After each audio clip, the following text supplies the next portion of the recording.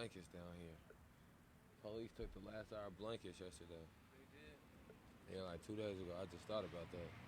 I heard they took down the heaters and all that. Yeah. You hear me? What'd you say? I said I heard they took down the heaters and all that. Yeah, they did. They took everything down. Yep, that's facts. That's facts. I was keeping updated with everything. All right, y'all. Oh, all right. We got we got some new batteries in there. Got some new batteries. I went and I got me something to drink. Got me something to drink.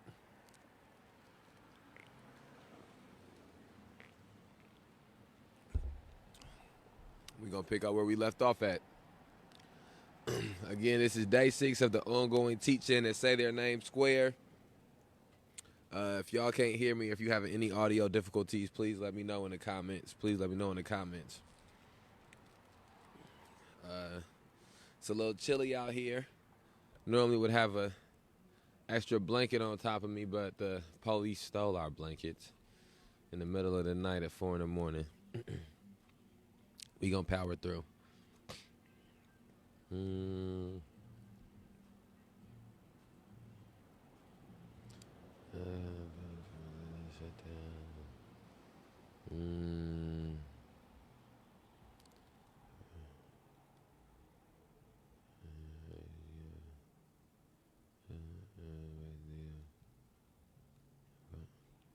In part because of Kelly's courageous refusal to accept the plea bargain for a crime. Okay, hold on.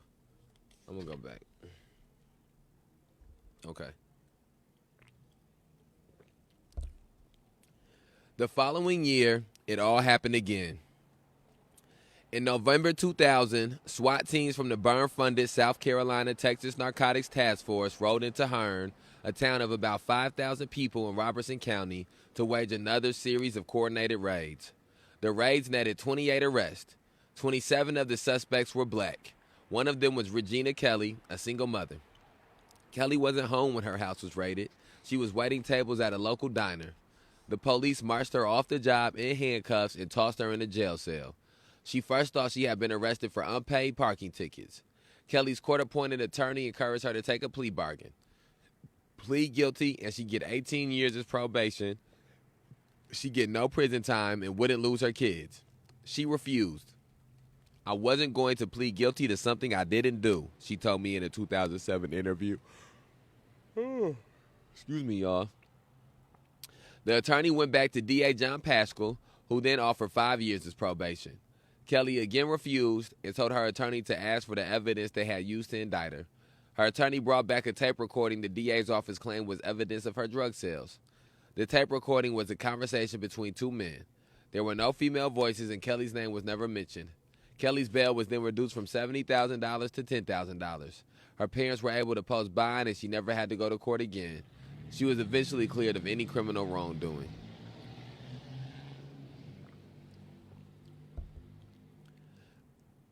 In part, okay, I can't go past that. I'm trying to get through the book, but I can't go past that. They offered, so listen, they end up dropping the charge, but they still offered her 2 plea bargains before they dropped the charge. So think about if she didn't have the moral fiber to withstand those plea bargains. Imagine what that would be like for her, man. And so what we want people to do is, we just want people to, as we read through these things, just be cognizant of all these issues that we're raising and how these things relate to what we got going on in Rockford, man. And so, in part because of Kelly's courageous refusal to accept the plea bargain for a crime she didn't commit, we now know that all 28 indictments were based on the word of a single confidential informant. Pascal's office was forced to admit that the informant had both tampered with evidence and failed a polygraph test. At the civil trial for the lawsuit brought by Kelly and other defendants, the informant testified that Pascal had given him a list of 20 black men. He promised leniency for the informant's own burglary charge if he helped Pascal convict the men on the list. The informant also testified he was promised $100 for every suspect he helped convict beyond that list of 20. The lawsuit was settled in 2005. Of the 28 people charged, 17 were later exonerated. The 2008 movie, American Violet, was based on Kelly's experience after she was arrested. But similar mass roundup raids have been going on in Hearn for 15 years. They come on helicopters, military style, SWAT style, Kelly told me. In the apartments I was living in the projects, there were a lot of children outside playing. They don't care. They throw kids on the ground, put guns to their heads. They're kicking indoors. They just don't care. In the following years, there were numerous other corruption scandals, botched raids, sloppy police work, and other allegations of misconduct against the federally funded task forces in Texas. Things got so that by the middle of the 2000s, Governor Rick Perry began diverting state matching funds away from the task forces to other programs. The cut in funding forced many task forces to shut down. The stream of lawsuits shut down or limited the operations of others. In 2001, the state had 51 federally funded task forces. By the spring of 2006, it was down to 22.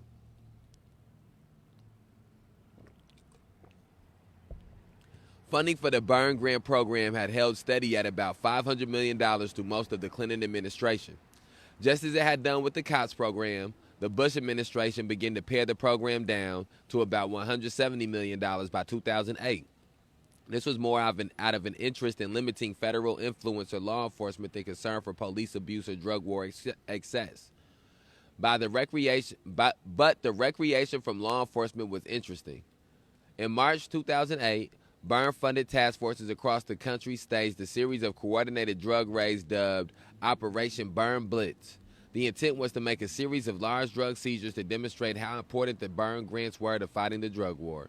In Kentucky alone, for example, task forces uncovered 23 methamphetamine labs, seized more than 2,400 pounds of marijuana, and arrested 465 people for illegal drug use. Of course, if police in a single state could simply go out and find 23 meth labs and 2,400 pounds of marijuana in 24 hours just to make a political point about drug war funding, that was probably a good indication that 20 years of burn grants and 4 decades of drug warring hadn't really accomplished much. Oh yeah, that's facts. That is facts. And for anybody who maybe that they don't catch that logic, hold on, let them go by there.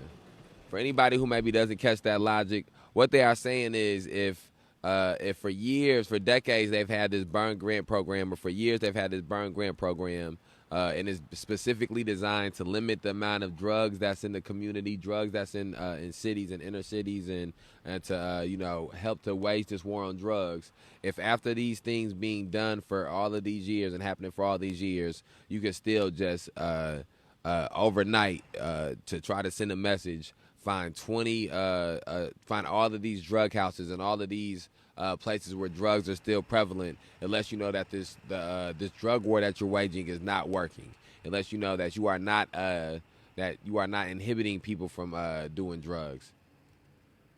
And I think that what we have to understand too is when we talk about drugs, should be looked at as a health crisis, and because it was instead looked at as a criminal issue.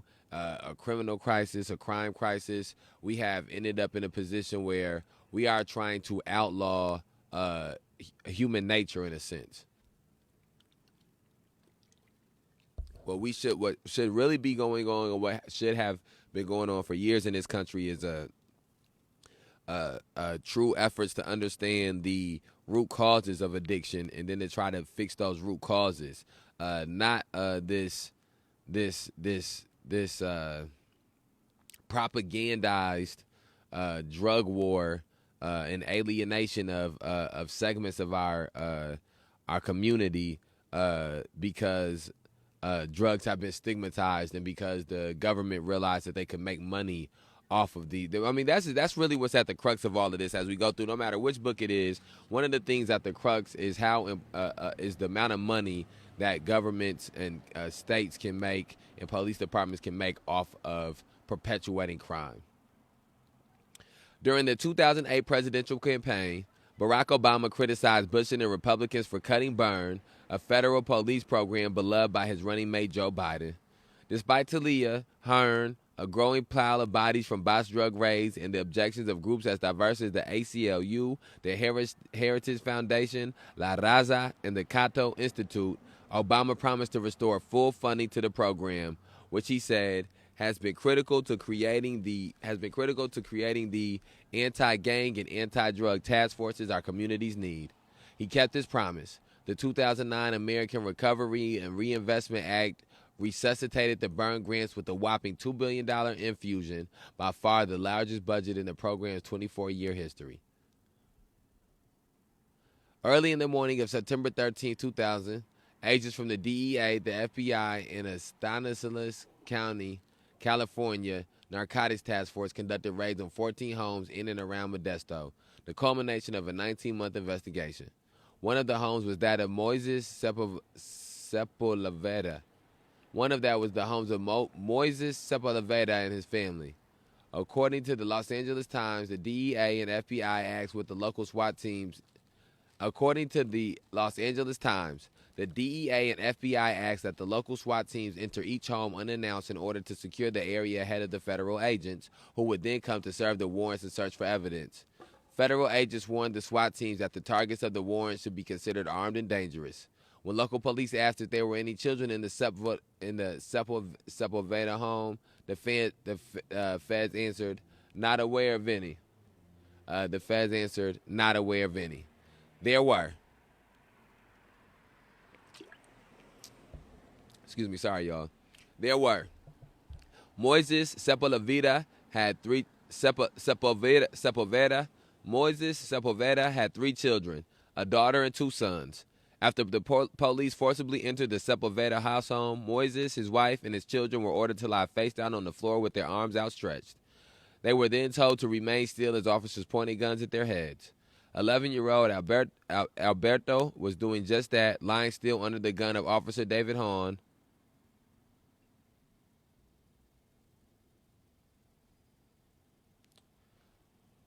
But shortly after the raid began, Hahn's gun went off. The boy died instantly.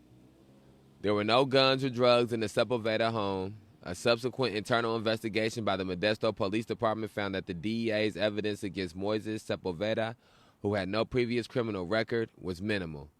The city of Modesto and the federal government settled a lawsuit brought by the Sepulvedas for the death of their son for $3 million. In response to the incident, California Attorney General Bill Lockyer assembled a Blue Ribbon Commission to review the procedures, guidelines, and performance of the state's hundreds of SWAT teams.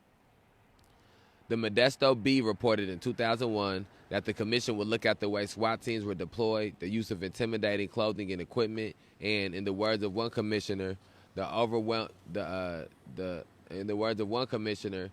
overbearing type attitudes of SWAT teams. Unsurprisingly, okay, I can't go past that shit. Fuck. Some of these things, man, is real heavy to read. I'm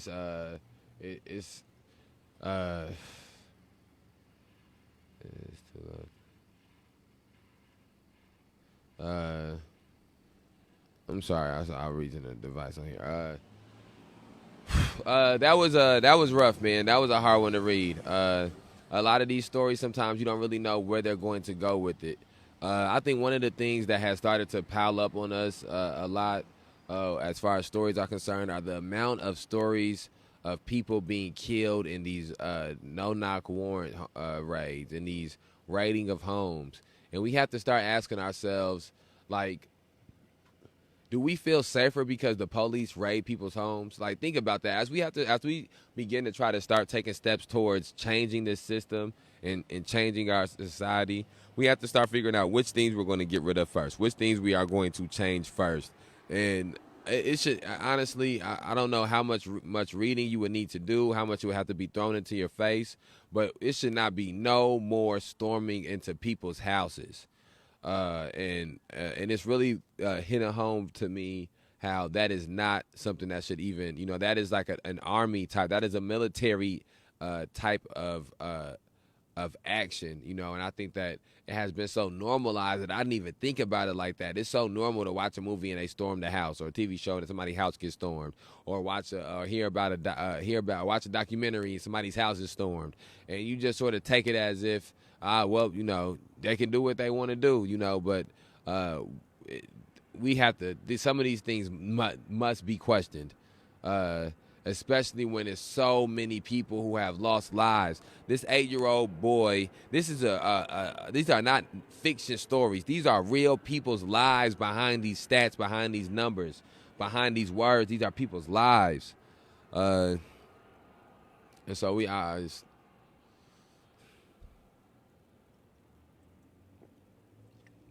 Jesus Christ. Okay. Get back up.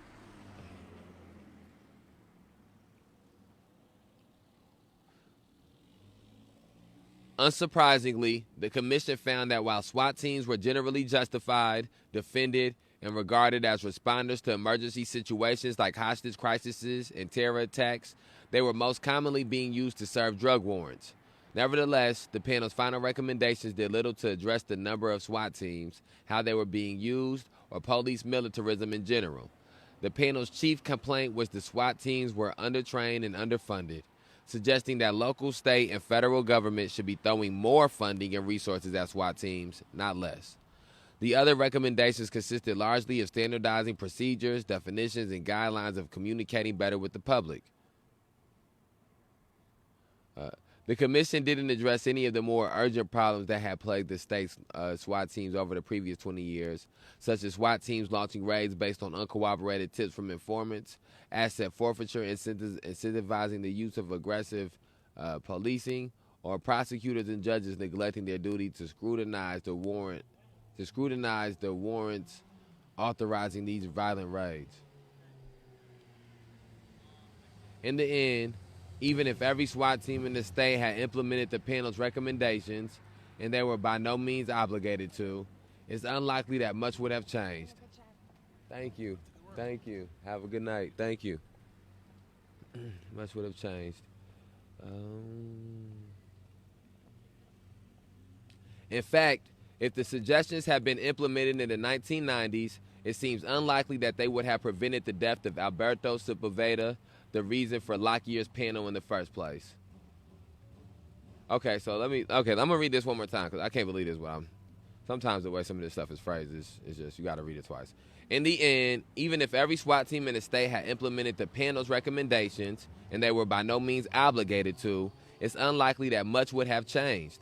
In fact, if the suggestions had been implemented in the 1990s, it seems unlikely that they would have prevented the death of Alberto Sepulveda, the reason for Lockyer's panel in the first place.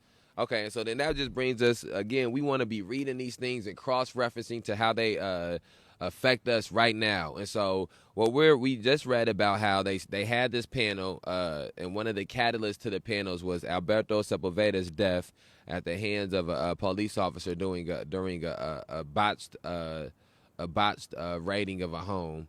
And so they had this panel, and at the panel they came up with a list of things that should be changed, and basically a list of recommendations. Again, recommendations, not a list of changes that had to be made or were demanded to be made, but some things that were recommended to be done. And by the time that they left there, if they said that they implemented the things that they recommended because of Alberto Sepulveda's death, that they would not have even prevented Alberto Sepulveda's death. And that is very similar to the police reform bill that has passed, the federal police reform bill that they were calling the George Floyd bill, that people were saying that the language in this bill says that wouldn't even have saved George Floyd's life. Based on this bill, George Floyd would still end up getting killed. And so we can't, that's similar to what we were speaking about in the group discussion, when it's like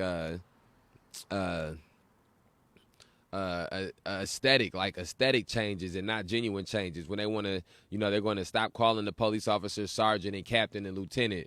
I'm sorry, I should be looking at the camera. They're going to stop calling the police officers sergeant and captain and lieutenant, but they're not going to make genuine changes to change the militarized mindset of the police department. And so, yeah, they'll sit down and they'll have these conversation pieces, or they'll sit down and have this panel, but they won't actually take steps towards making genuine change to avoid more of these things happening. They're just giving window dressing. And so it's crazy to hear how many things are the same as that time period. Excuse me. It's crazy to hear how many things are the same now as that time period. Man, our laptop, this May 30th Alliance laptop, I'm trying to get us so we can go live on another platform. We coming up on the 7th day. I want to make sure that we getting more exposure. If you watching this, share this if you watching this. Man, it's chilly out here. Okay. I'm just tucking my shirt in, y'all. Trying to stop the breeze from sliding up a brother back. All right, y'all. Give me 1 second. Okay. And again, man, we want people to please, if you at home, read along, purchase these books. We building the library, man. If we build it, they will come. Okay. Back where we left off at, page 248. Page 249. Excuse me, y'all. I'm sorry. Night shift. Back in the early 1970s, nationwide outrage over a series of wrong-door drug raids had inspired furious politicians to hastily call congressional hearings. As a consequence,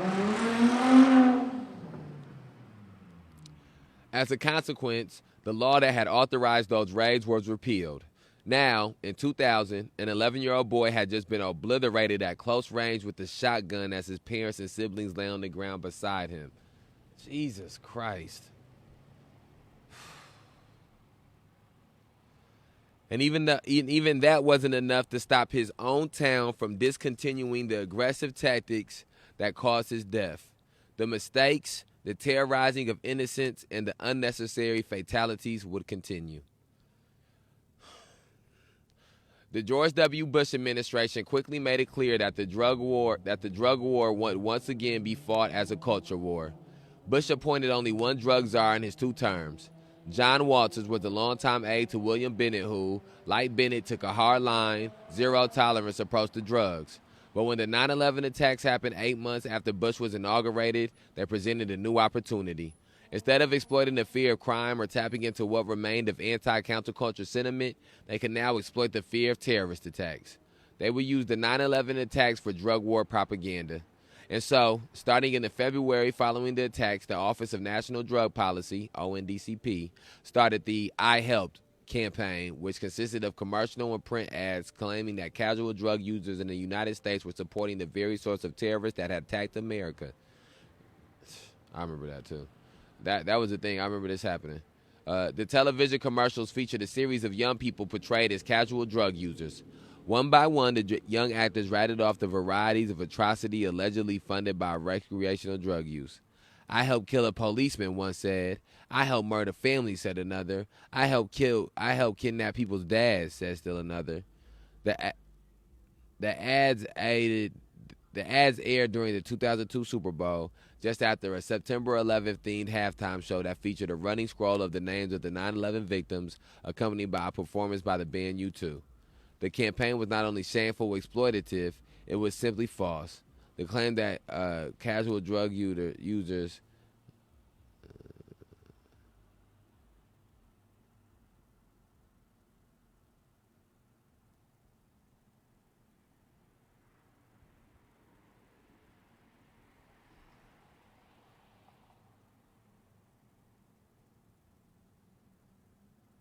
where am I at? My fault, y'all. The campaign was not only shamefully exploitative, it was simply false. The claim that casual drug users supported terrorism was dubious at best. To the extent that black market drug purchases in the United States did support terror groups, it was the black market part that made it possible. Nearly all of the terror attacks listed on the DEA's website at the time had been attacks by drug smuggling groups related to the drug trade, and nearly all had taken place in Latin America and Mexico. The only widely used drug in the United States with any tangible connection to terrorism of the 9/11 variety was heroin, and even that link was tenuous. Right? Yeah. Right. Yeah.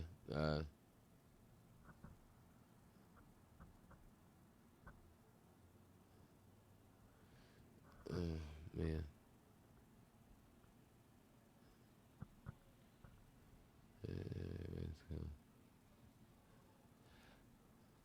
By the federal government's own estimate. Oh, hold on. The only widely used drug in the United States with any tangible connection to terrorism of the 9/11 variety was heroin, and even that link was tenuous.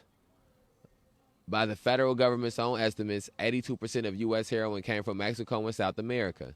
A small percentage was domestically grown, and much of the rest came from a slew of countries in Asia, only a few of which were host to active anti-American terrorist groups. There was just no evidence that Al Qaeda operatives were selling pot to Americans to fund their schemes to slam airplanes into buildings, but that was the line the government was pushing. The DEA would later put out a touring museum exhibit with the same themes. It included pieces of rubble from the World Trade Center. If anything, there was a stronger argument that the country's anti-drug efforts were sponsoring terrorism. In May 2001, just 4 months before September 11th, the U.S. State Department announced a $43 million aid gift to Afghanistan, which at the same time was ruled by the Taliban. My fault, y'all.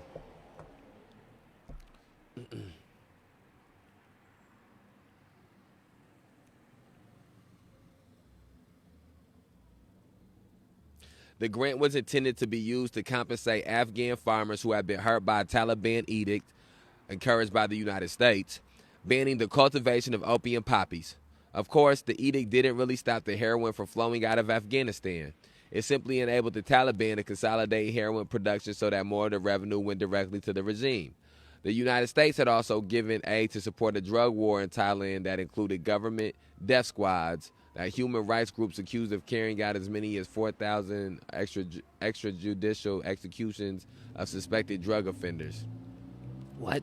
The United States had also given aid to support a drug war in Thailand that included government death squads that human rights groups accused of carrying out as many as 4,000 extrajudicial executions of suspected drug offenders. U.S. aid had also gone to right-wing paramilitary groups in Colombia that were accused of mass human rights abuses. From a broader view, the ads weren't all that different from prior attempts to associate drugs and intoxicants with whatever boogeyman the country happened to be facing at the time. But by typing even casual drug users to terrorism so soon after one of the most horrific attacks on U.S. soil in the country's history, particularly an attack that afforded drug cops yet more moral license to treat suspected drug offenders as enemy combatants, not as citizens with rights.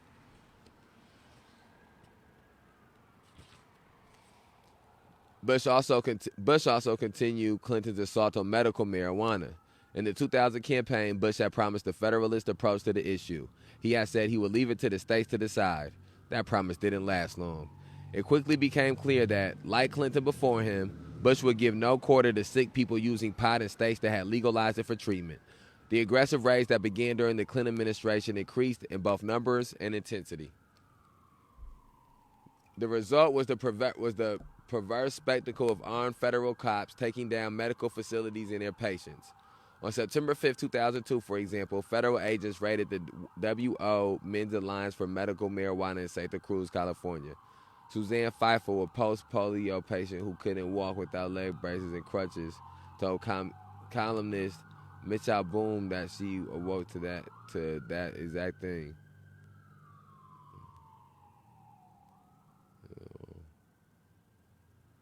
On the same day, federal agents also raided the home of the facility's owners, Valerie and Michael Coral.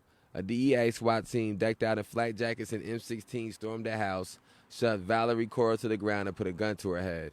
She was cuffed, arrested, and taken to a federal detention center, still wearing her pajamas. When asked if such heavy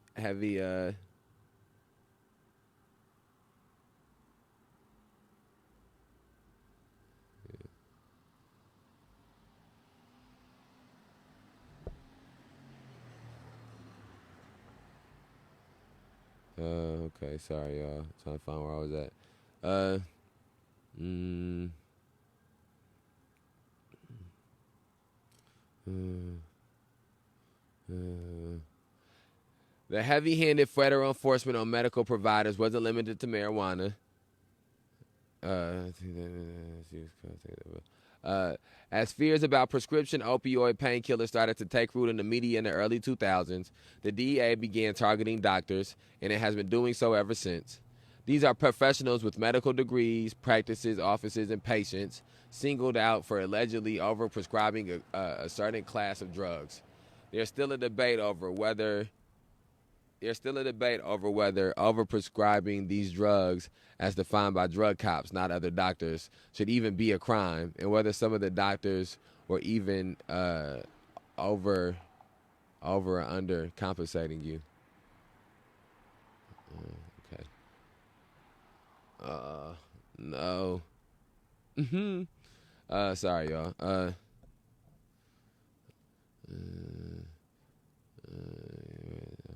There's still a debate over whether overprescribing these drugs, as defined by drug cops, not other doctors, should even be a crime. Okay, I remember. Okay, the federal government wasn't even pretending anymore.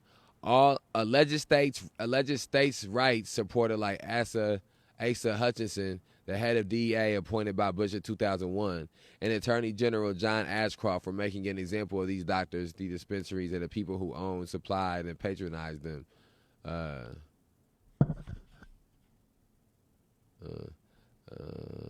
The guns and the commando tactics were completely unnecessary.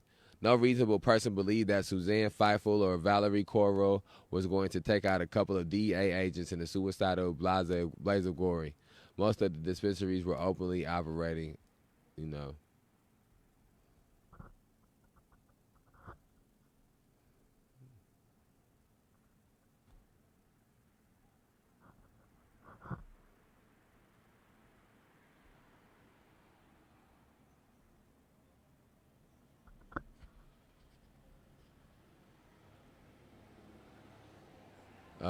Sorry, y'all. I'm just. One of the things that I'm taking away from all of this is just the emphasis on the SWAT team and how integral of a part of the police department the SWAT team is. We're going to have our own excuse me. Most of the dispensaries are operating openly within state law. Okay. I'm gonna try this last paragraph one more time. The federal government wasn't even pretending anymore. Alleged states' rights supported, like Asa Hutchinson, the head of DEA, appointed by Bush in 2001, and Attorney General John Ashcroft, for making an example of these doctors, these dispensaries, and the people who own, supplied, and patronized them. The guns and commando tactics were completely unnecessary. No reasonable person believed that Suzanne Feifel or Valerie Coro was going to take out a couple of DEA agents in a suicidal blaze of glory. Most of the dispensaries were operating openly within state law. We're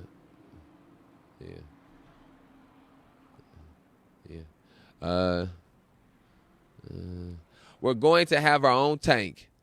Keen NH Mayor Kendall Lane whispered to Councilman Mitch Greenwald during a December 2011 City Council meeting. It wasn't quite a tank, but the quaint town of 23,000, home to just 2 murders since 1999, had just accepted a $285,933 grant from the Department of Homeland Security to purchase a Bearcat, an 8-ton armored personnel vehicle made by Lenco Industries, Inc. Since the September 11th attacks, Homeland Security has been handing out anti-terrorism grants like parade candy, giving cities and towns across the country funds to buy military-grade armored vehicles, guns, armor, aircraft, and other equipment. Companies like Lenco have thrived, creating yet another class of government. What do you think about class of government? Hardware contractors and a new interest group to lobby Washington to ensure the process of police militarization continues.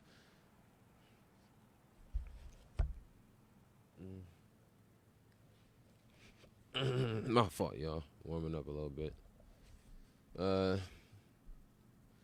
Bearcat. According to Bearcat.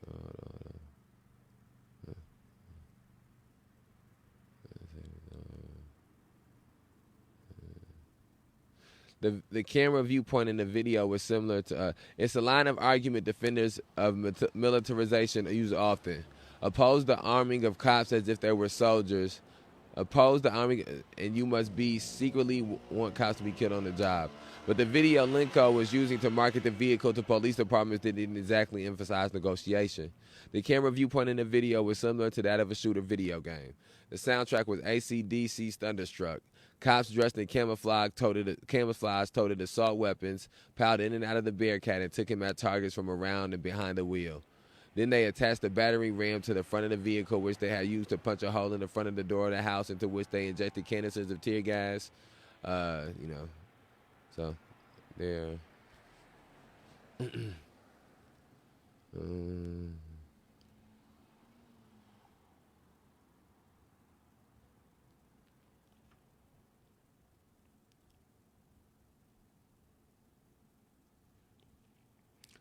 These DHS grants have dwarfed the 1033 program. At the end of 2011, the Center for Investigative Reporting, CIR, found that Homeland Security had given out at least $34 billion in anti-terror grants since its inception, many of which went to such unlikely terrorism targets as Fargo, ND, Fond du Lac, Wisconsin, and Canyon County, Idaho. Defense contractors that had previously served the Pentagon exclusively, CIR reported having shifted their focus to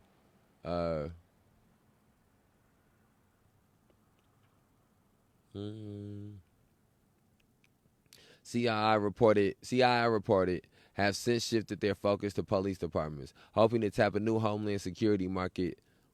Bounty expected to be worth $19 million annually by 2014. Police agencies have a new source of funding for their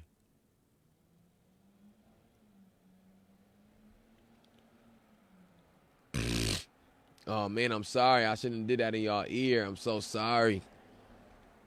Trying to find where I'm at. Police agencies have a whole new source of funding for their war gear. Just as they done with the 1033 program, they'd initially argue the equipment was necessary just in case of the rare school shooting or Al-Qaeda attack in Fond du Lac. But once they get the gear, they use it for drug raids. But in Keene, there was some resistance to the Bearcat. It began with Mike Clark, a 27-year-old handyman. Clark, who had a couple Clark, who'd had a couple encounters with Keene police that he described as negative, read about the Homeland Security grant in the newspaper. The police are pretty brutal, Clark told me in February 2012. The last thing they need is this big piece of military.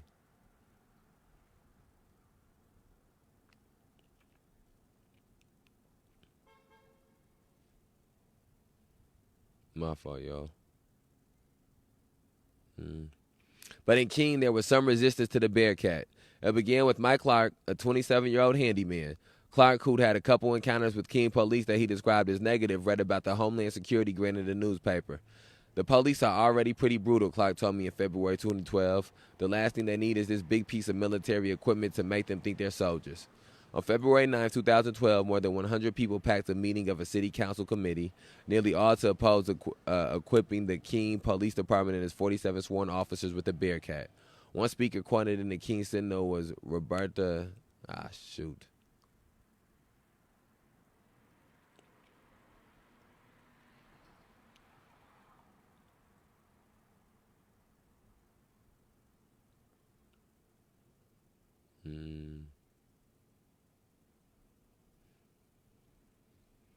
Sorry, y'all, my fault.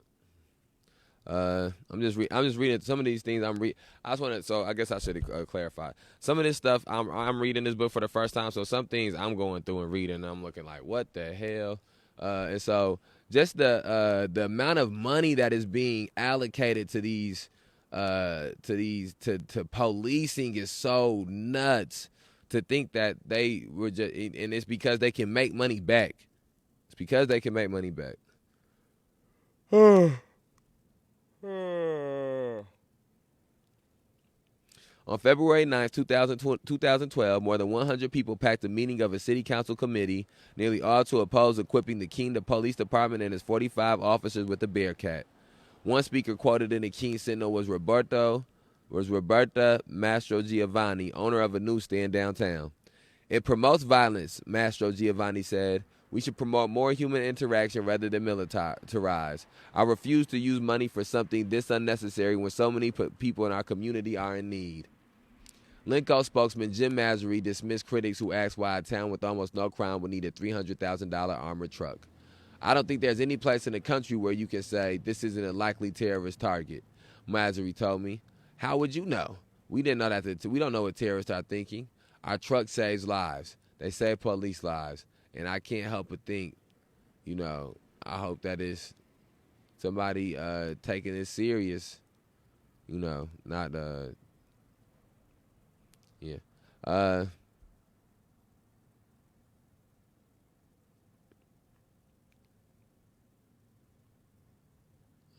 My fault, y'all. We don't know what the terrorists are thinking. Our truck saves lives. They save police lives. And I can't help but think that the people who are trying to stop this just don't think police officers' lives are worth saving. It's a line of argument defenders of militarization use often. Oppose the arming of cops as if they were soldiers, and you must secretly want cops to be killed on the job. But the video Linco was using to market the vehicle to police departments didn't exactly emphasize negotiation. The camera viewpoint in the video was similar to that of a shooter video game. The soundtrack was AC/DC's Thunderstruck. Cops dressed in camouflage toted assault weapons, piled in and out of the Bearcat, and took aim at targets from around and behind the vehicle.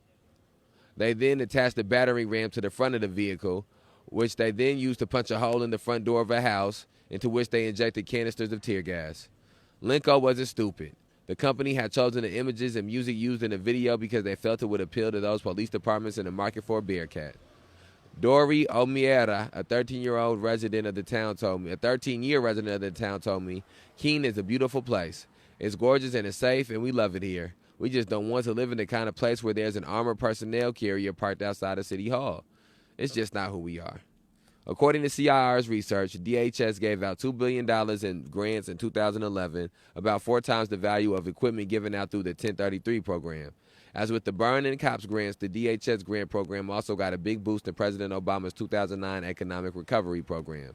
The CIR investigation also found that the DHS makes little effort to track down how the grants are spent once they've sent, nor does it track how the equipment is used once it has been purchased. The agency also doesn't seem to care if the... Hold on one second, y'all. The agency also doesn't seem to care if the recipients of the grants are places that face any tangible threat of terrorism. Hence, a city like Fargo, North Dakota has been able to get its hands on $8 million in grants, which the police department has used to buy assault rifles, Kevlar helmets, and an armored truck with the rotating turret. Fargo Police Lieutenant Ross Renner attempted to defend the city's armament. It's foolish not to be cognizant of the threats out there, he said, whether it's New York, Los Angeles, or Fargo. But until the day when the next Muhammad Atta casts rage-filled eyes on North Dakota, the department hasn't made much of his gun-fitted armored truck. CIR reported that it's mostly used for show, including at the annual city picnic, where police parked it near the children's bouncy castle. Okay. So I think that it's what's up? Huh? Oh, yeah. And so I think that right there, so they're talking about how, the police chief or sheriff, I believe it was, police chief, is basically saying that he got this armored truck, this armored tank, for show, to be intimidating, to scare the people in the neighborhood. And so we are really, and it started, as we get deeper and deeper into the 2000s, and you are really starting to see the full effect of this military mindset on these police officers, this full effect of the military mindset of police on society, and how it has become such a normalized thing where they're sitting a tank in front of a bouncy house, as if it's a toy so the kids can be impressed by it. I remember being, and they still do it now. The people in cities, they'll have parades, and then they'll have the tanks in the front of the parade or the back of the parade, the police tanks. And, it's like something straight out of a movie in the 40s or something like that. Like, So we have to get to a place where we understand that this is one of the reasons why people talk about defunding and demilitarizing. Man, what else could have been done to help the community in that city before purchasing that tank? What could have been done about the educational system in that city before purchasing that tank? What could have been done about the health of the community in that city before purchasing that tank? And yeah, maybe that exact grant did not allocate funds to those things, but people pick which things get allocated funds to in grants. These are choices that are being made by people to not address root causes and to only just deal with effects. And that's why we continue to have root causes perpetuated over and over again. What's good, bro? I didn't even see you pop back up there. I'm gonna let a speech play real quick for a second on y'all.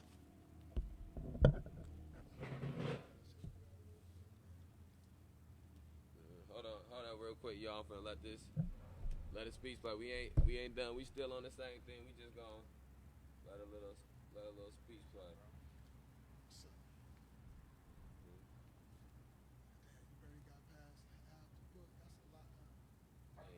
Well, how can they help? It's been a crazy day. It will be more. The black man He's nice, be crazy. solve his problem. Number one, you can't solve it for him. You can help him solve it, but you can't solve it for him today. One of the best ways that you can solve it, or help him solve it, is to let the so-called Negro who's been involved in the civil rights struggle see that the civil rights struggle must be expanded beyond the level of civil rights to the level of human rights. Once it is expanded beyond the level of civil rights to the level of human rights, it opens the door for all of our brothers and sisters in Africa and Asia who have their independence to come to our rescue. Why? When you go to Washington, D.C., expecting those crooks down there to pass some kind of, and that's what they are,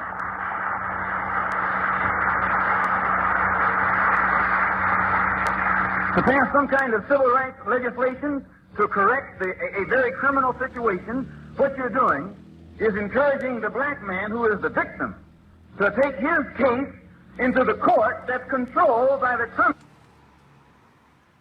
It'll never be solved in that way. It's like running from the wolf to the fox.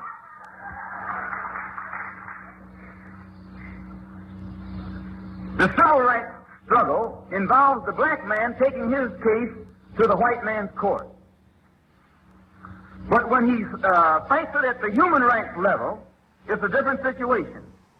It opens the door for him to take Uncle Sam to world court. The black man shouldn't have to go to court to be free.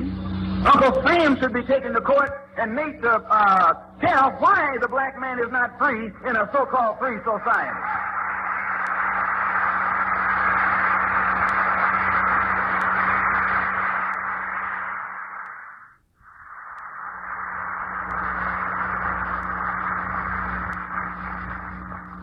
Uncle Sam should be taken into the United Nations and charged with violating the UN Charter on Human Rights.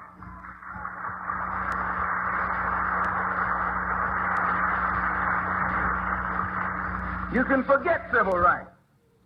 How are you going to get civil rights with men like Eastman and men like Dirksen and men like Johnson?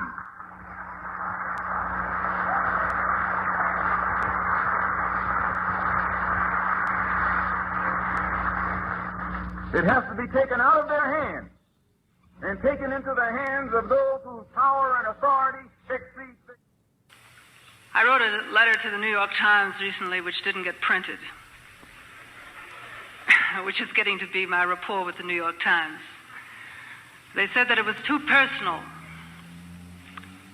What it concerned itself with was I was in a bit of a stew over the Stalin. Because when the Stalin was first announced, I said, oh my God, now everybody's going crazy, tying up traffic, what's the matter with them, who needs it? And then I noticed the reaction, starting in Washington and coming on up to New York, among what we're all here calling the white liberal circles, which was something like, you Negroes act right or you're going to ruin everything we're trying to do. you know. And that got me to thinking more seriously about the strategy and the tactic that the Stalin intended to accomplish. And so I sat down and wrote a letter to the New York Times. I am of a generation of Negroes that comes after a whole lot of other generations. And my father, who was, real American-type American, successful businessman, very civic-minded and so forth, was the sort of American who put a great deal of money, a great deal of his really extraordinary talents, and a great deal of passion into everything that we say is the American way of going after goals. That is to say that he moved his family into a restricted area where no Negroes were supposed to live, and then proceeded to fight the case in the courts, all the way to the Supreme Court of the United States. And this is the way of struggling that everyone says is the proper way to do, and it eventually resulted in a decision against restrictive covenants, which is very famous, Hansberry versus Lee. But the problem is that Negroes are just as segregated in the city of Chicago now as they were then. My father died a disillusioned exile in another country. That is the reality that I am faced with when I get up and I read that some Negroes my own age and younger say that we must now lie down in the streets, tie up traffic, stop ambulances, do whatever we can, take to the hills if necessary with some guns, and fight back, you see. Can't you understand that this is the perspective from which we are now speaking? It isn't as if we got up today and said, what can we do to irritate America? It's because that since 1619, Negroes have tried every method of communication, of transformation of their situation, from petition to the vote, everything. We've tried it all. There isn't anything that hasn't been exhausted. Isn't it rather remarkable that we can talk about a people who were publishing newspapers while they were still in slavery in 1827, you see? They've been doing everything, writing editorials, Mr. Wexler, for a long time, And now the charge of impatience is simply unbearable. I would like to submit that the problem is that, yes, there is a problem about white liberal. The problem is we have to find some way with these dialogues to show and to encourage the white liberal to stop being a liberal and become an American radical. I think that then it wouldn't, when that becomes true, some of the really eloquent things that were said before about the basic fabric of our society, which, after all, is the thing which must be changed, to really solve the problem. The basic organization of American society is the thing that has Negroes in the situation that they are in, and never let us lose sight of it. It is entirely different.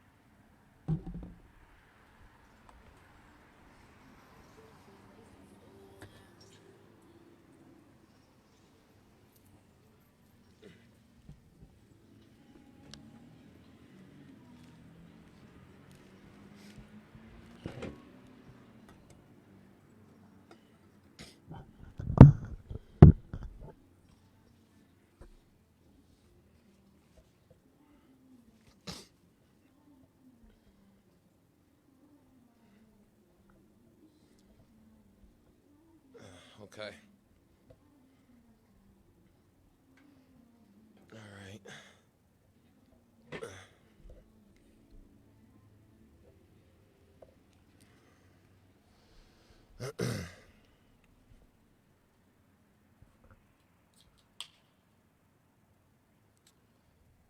Let's see. I don't know if I'll be able to get his hands. Okay, picnic table. Okay, so that was him bringing out the. We just talked about the tank at the bouncy house.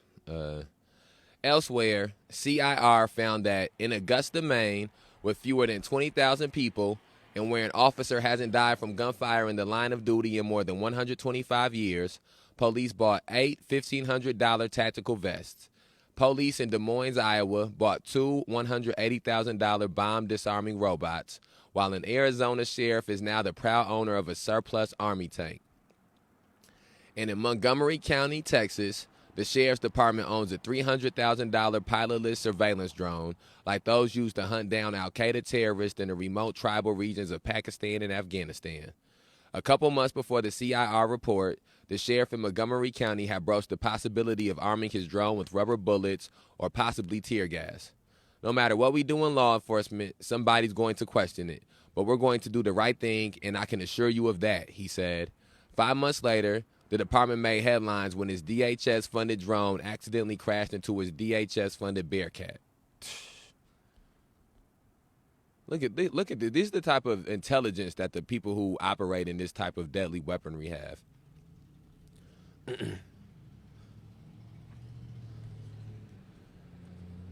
Linko's Massery told me he was certain that the keen protesters' effort would ultimately be in vain. We have Bearcats in 90% of the 100 or so largest cities in America, Massery said. This is going to happen. It has already happened. To resist now would be like saying police officers should scrap the Glock and go back to the revolver. It's a fantasy. Massery was right. In November 2012, Linko accepted his check from DHS and delivered a shiny new Bearcat to the town of Keene. On November 2nd, 2002, a large group of police officers in tactical gear descended on a rave party in Racine, Wisconsin. The cops kicked in doors, dragged young people from bathroom stalls, threw others to the floor, and held dozens more at gunpoint. The police issued more than 450 citations of $968 each to partygoers merely for attending an event where some attendees were breaking the state's drug laws. Only 3 people were arrested on actual drug charges. With help from the ACLU, the city of Racine eventually dismissed the charges against all the attendees who hadn't yet pled guilty. The trendy new drug throwing the media and politicians into hysterics was ecstasy. Raves were the new, weird, and different dance parties where teenagers were allegedly taking this crazy sex drug. Cue the moral panic, political grandstanding, and ensuing aggressive crackdown. Prior to the raid in Racine, Senator Joe Biden of Delaware seemed particularly obsessed with rave parties. Politicians seemed to think that any party with techno music, pulsing lights, and neon inevitability degenerated into underage kids getting high on ecstasy and engaging in mass orgies. In the summer of Sorry, y'all. In the summer of Dang, my fault. In the summer of 2002, Biden was pushing his Rave Act, an absurdly broad law that would have made venue and club owners liable for running a drug operation if they merely sold the paraphernalia common to parties where people took ecstasy, accessories like bottled water and glow sticks. This is who the president is. Hello. See you at 4 in the morning, police officer.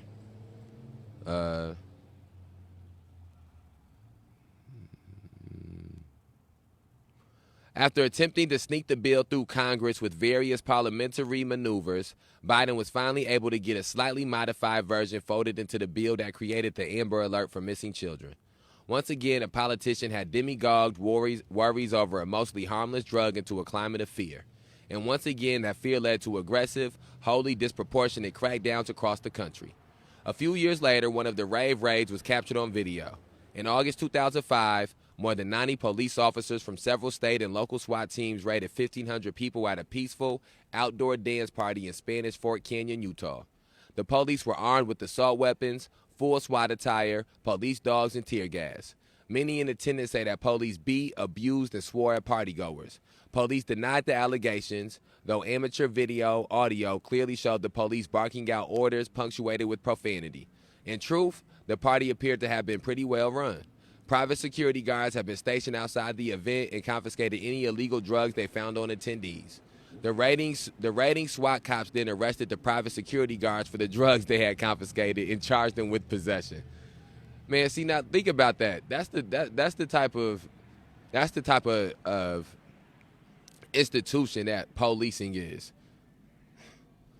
The other new concept at work in Racine and Spanish Fork was the willingness to subject large groups of people to commando tactics in hope of catching even a few offenders. By the late 2000s, SWAT teams were increasingly called out to raid entire bars and nightclubs for drug activity. A search warrant for a bar's owner or a description of the place as a drug market could allow police to go in and give SWAT treatment to everyone inside.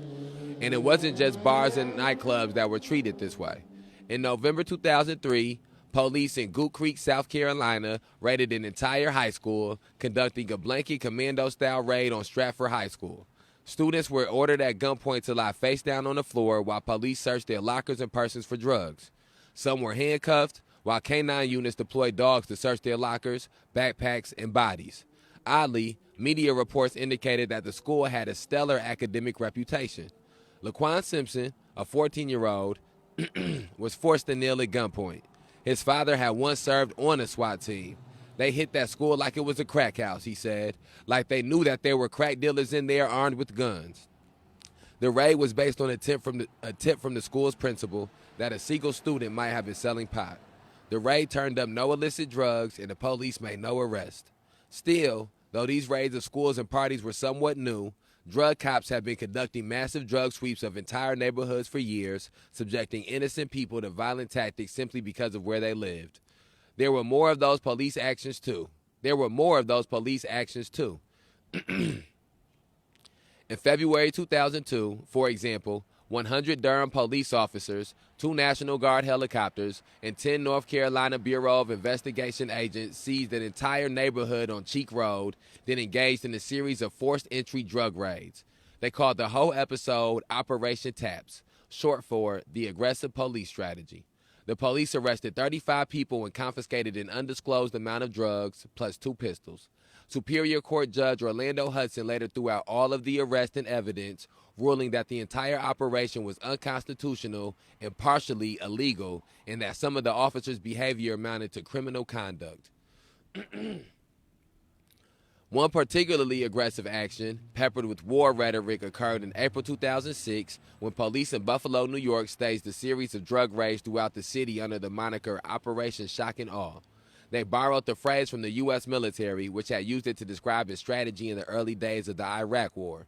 Shock and awe in Buffalo meant 38 SWAT raids over 3 days. The cops even invited along a couple of reporters from the Buffalo News to cover the invasion.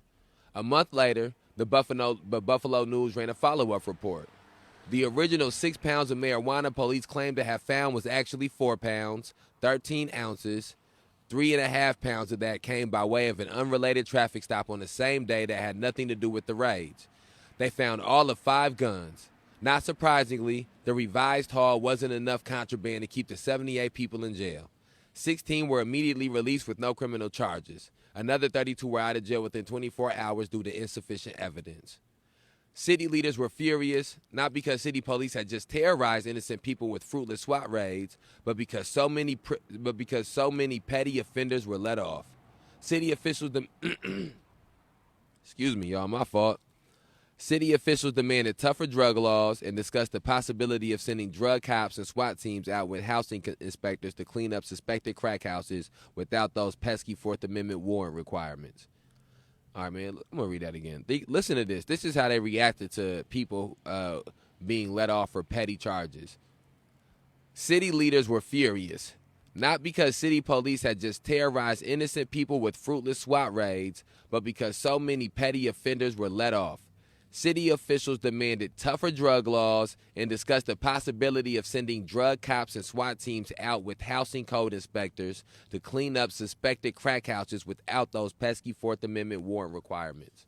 And so they're trying to find a way to just bypass the whole due process, and even before due process, they're trying to throw out rights. They're trying to throw out constitutional rights in an effort to quote-unquote, get the dealers off the streets. Buffalo's chief of detectives, Dennis Richards, told the newspaper that Operation Shock and Awe was just the beginning. There will certainly be more raids in the future, he said. You can count on that. We're looking at small-scale, large-scale, street level. We're looking at top to bottom. And so, when we talk again, we're talking about the militarization of the police in this one. And you can look even just in the name of what they're calling their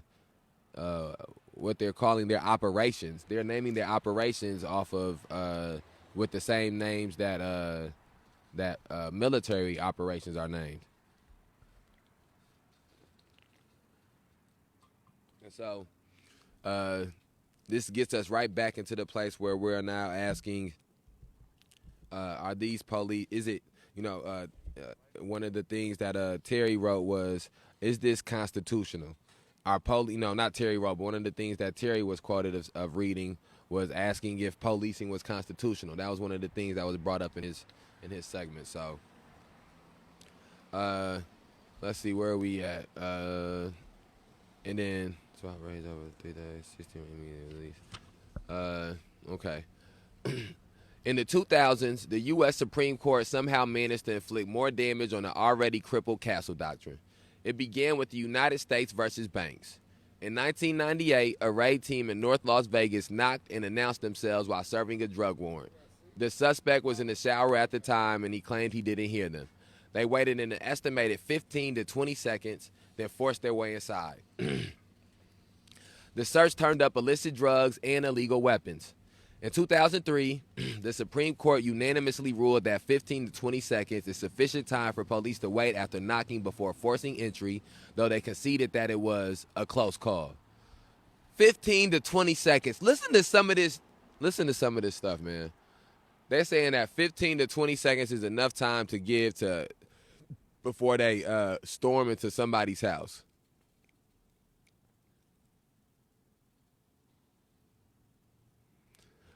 But a warrant served at night while everyone is asleep, most likely in a bedroom removed from the front door, where bedrooms usually are, would be quite a bit different.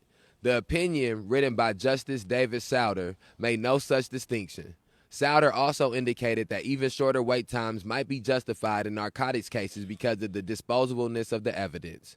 Here again, a U.S. Supreme Court opinion had taken a position that makes it easier to use violent dynamic entry tactics on low-level drug offenders than major ones because smaller quantities are easier to destroy than larger ones. And for nonviolent offenses like drugs or gambling, where the incriminating evidence is generally disposable, than for crimes like weapons violations or murder, guns and bodies being tougher to destroy quickly. By Souter's analysis, what matters is the opportunity to get rid of cocaine, which a prudent dealer will keep near a commode or kitchen sink. By Souter's analysis, what matters is the opportunity to get rid of cocaine, which a prudent dealer will keep near a commode or kitchen sink. The significant circumstances include the arrival of the police during the day, when anyone inside will probably have been up and around, and the sufficiency of 15 to 20 seconds for getting to the bathroom or the kitchen to start flushing cocaine down the drain. It is imminent disposal, not travel time to the entrance, that governs when the police may reasonably enter. As discussed earlier, the knock and announce rule arose out of common law tradition and the Castle Doctrine valued so highly by the American founders. To protect the sanctity of the home, the police were obligated to give a homeowner the opportunity to grant them entrance in order to prevent a violent confrontation, the destruction of his door and property, and the infliction of terror upon him and his family. Souter's direction to police to consider disposable time instead of the time it would take an occupant to come to the door not only does away with the notion that the purpose of the knock and announce rule is to give citizens the opportunity to avoid a violent confrontation, it also presupposes that all drug suspects are guilty. Souter's only concern was with making sure the knock and announce requirement doesn't give drug offenders the opportunity to destroy evidence, and every other justice agreed with him. In Banks, a unanimous court decided that preserving the evidence needed to convict people suspected of nonviolent, consensual drug crimes was more important than protecting innocent people from the violence of a paramilitary-style police raid. 30 years after it began, the modern drug war had finally killed the Castle Doctrine. Next up was the 2006 case Hudson versus Michigan, in which the Supreme Court effectively erased its own recognition of the knock and announcement requirement 10 years earlier. By a 6-3 vote, the court decided that even when police conduct a clearly illegal no-knock raid, any illegal evidence they seize can still be used against the defendant at trial. Writing for the majority, Justice Antonin Scalia took aim at that old conservative nemesis, the exclusionary rule. Scalia wrote that the rule is excessive and inappropriate in such cases He added that there are other ways of holding police officers accountable when they violate the knock and announce requirement. Scalia explained that police management and internal affairs departments could, for instance, bring disciplinary action against offending officers, or innocent victims of illegal raids could sue the offending officers in court. He also cited the existence of civilian review boards. If you read this far into this book, it should be clear that those solutions haven't been particularly effective at preventing these abuses. Okay, and so again, what one of the things that it becomes incumbent upon us to do is to cross-reference all of these things that we're reading, and to consider how all of these things that we're reading, how they recollect with the things that we're dealing with today, and the implications that they have on the city of Rockford. And so when he says court, he also cited the existence of civilian review boards. And that's one of the things that they've spoken about in Rockford, Illinois, about trying to implement, is the civilian review board. And we have different activists in the city have spoke about how body cams and citizens review boards will not be worth anything if there's no mechanisms set forth or put in place for accountability and for transparency with body cams and with citizen review boards. It's no point to make a citizens review board if you will not endow the citizens on that board with power. It's no point of having a citizens review board if you will not endow the citizens on that board with power. What point does it do? What does it matter to do to give them the ability to know extra information or more information than the average citizen knows if they cannot do anything about that extra knowledge? So we have to, again, remember the verbiage and the language that's being used and the connections that all of these books have into where we're at right now. And so here we are, 262, Rise of the Warrior Cop. In pointing to these other possible remedies for knock and announce violations, Scalia cited the work of criminologist Sam Walker, who has done extensive research on the development of prolific professionalism. In the study Scalia cited, Walker concluded that there has been enormous progress in the education, training, and supervision of police officers. Scalia argued that this progress was gradually making the exclusionary rule obsolete. But Walker's thesis was that this progress has come about in part because of Supreme Court decisions applying the exclusionary rule, particularly during the Warren years. Walker was horrified. Shortly after the Hudson decision came down, in an op-ed in the Los Angeles Times headline, "Thanks for nothing, Nino." Nino is Scalia's nickname. Walker wrote, Scalia's opinion suggests that the results I highlighted have sufficiently removed the need for an exclusionary rule to act as a judiciary branch watchdog over the police. I have never said or even suggested such a thing. To the contrary, I have argued that the results reinforce the Supreme Court's continuing importance in defining constitutional protections for individuals' rights and requiring the appropriate remedies for violations, including the exclusion of evidence. The court wasn't finished. Okay, I just want to make sure. Okay, let's go through this. Criminologist. Walker. There has been.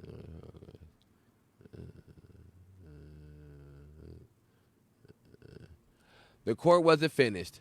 In 2011, another 8-1 vote found that police officers may forcibly enter a home without a warrant if exigent circumstances exist, even if police create the exigent circumstances themselves.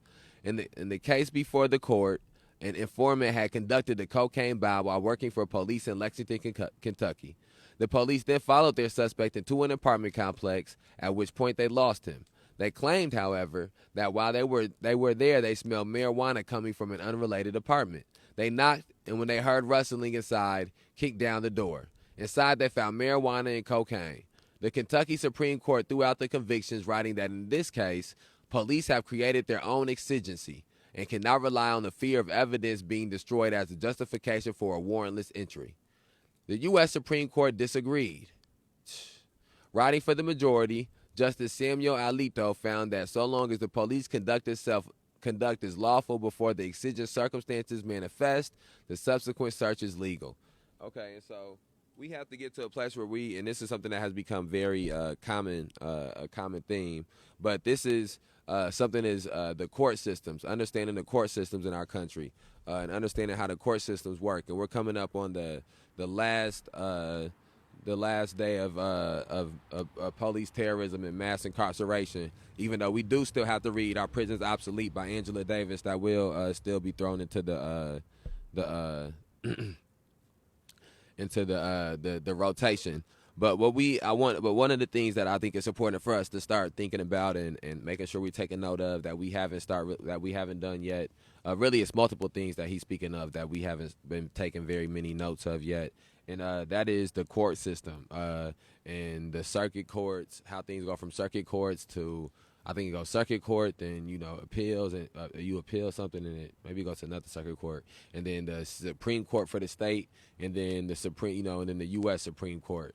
And so we've read multiple times how one court sees it this way, and then a higher court sees it another way. Whether the first way be a guilty, and then the second one be a not guilty, or the first be a not guilty, and the second be a guilty. And it just reiterates the fact that what we have to change is not only just policies and not only just laws, but we do have to change consciousness and change the society and the culture of the society, because these judges are contradicting things that other judges have done before, or these same thing.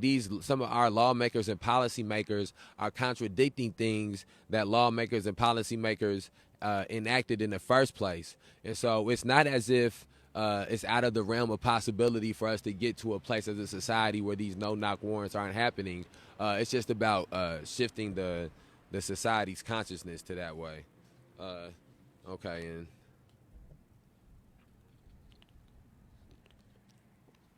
what's up? How you doing?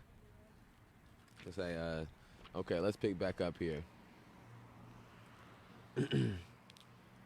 And too, just think of that story was crazy. Some of these stories, some of these stories are nuts. They need to make movies about this, less superhero movies.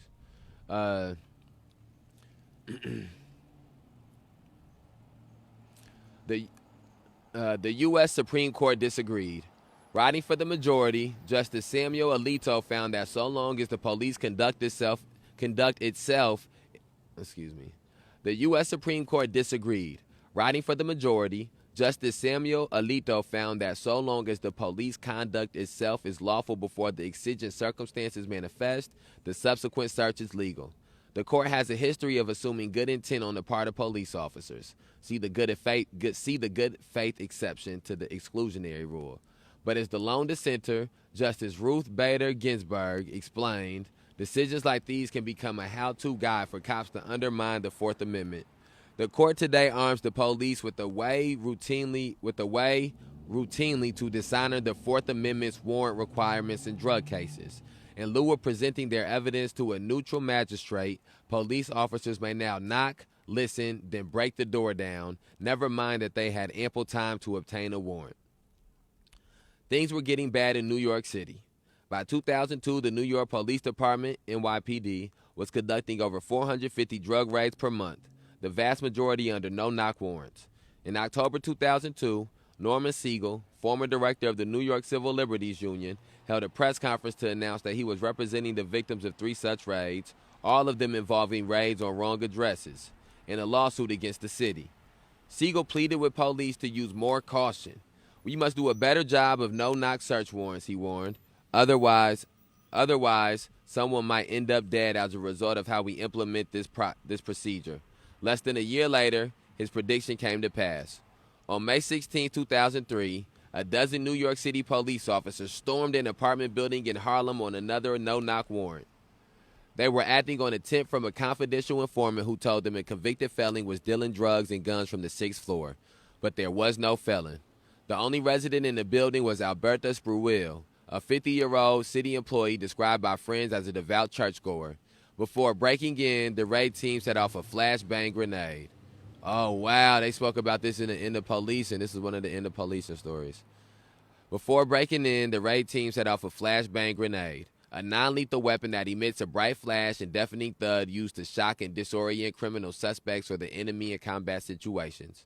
The explosion of bright white light and accompanying thunderous boom stunned Spruill. She fell to the ground. Once the police figured out their mistake, an officer attempted to help Spruill to her feet, but she went limp and slipped into cardiac arrest. She died 2 hours later.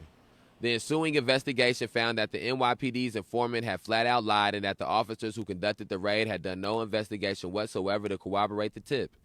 A police source later told the New York Daily News that, in fact, the informant's record was so poor, he was due to be dropped from the city's informant list.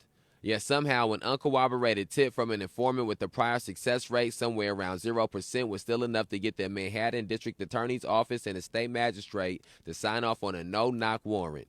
The entire process, from the conversation with the informant until the moment Alberta Spruill's heart stopped beating, took only a matter of hours. In an article the following June, the New York Times noted another horribly botched raid on Timothy Brockman, a frail, 68-year-old former Marine. The raid was so violent that the next-door neighbors, afraid that the building had been bombed by terrorists, fled with their pajama-clad children.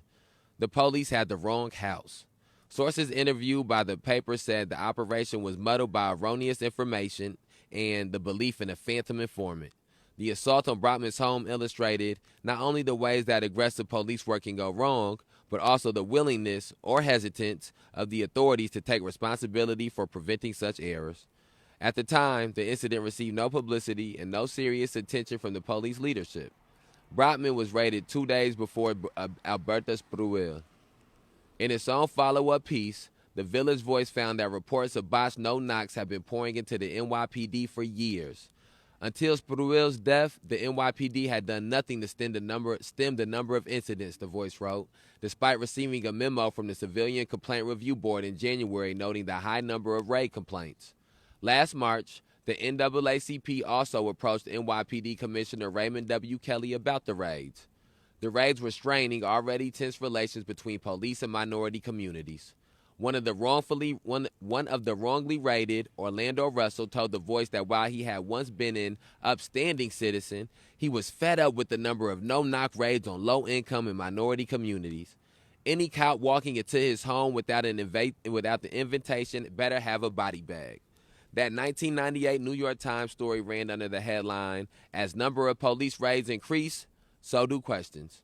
The article noted that the number of narcotic search warrants issued in New York City had doubled from 1994 to 1998, from 1,447 to 2,977. And most of these raids, according to the Times, were drug raids done with no-knock warrants.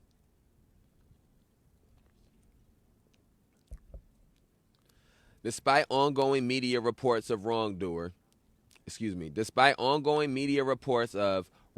raids throughout the late 1990s, city officials continued to insist that such incidents were uncommon and nothing to be alarmed about. And yet, in February 1998, the NYPD circulated a memo among the city's police officers instructing them on how to contact locksmiths and door repair services should they break into the wrong home. Oh, that's some sick shit. That's some sick fucking shit, man. Outwardly, the claim was that these were isolated incidents, rare as a lightning strike. Inwardly, the department knew they were common enough that officials had established procedures for fixing wrongfully raided doors. Though complaints about botched raids came in regularly, the City Civilian Complaint Review Board, CCRB, could do little to stop them. The board was hamstrung by bureaucracy, limited jurisdiction, and antagonism from the police union. The review board was only permitted to review cases in which the raiding cops themselves had acted improperly. It couldn't look at the substance of an individual warrant to determine, for example, if it was proper for a judge to have issued it in the first place.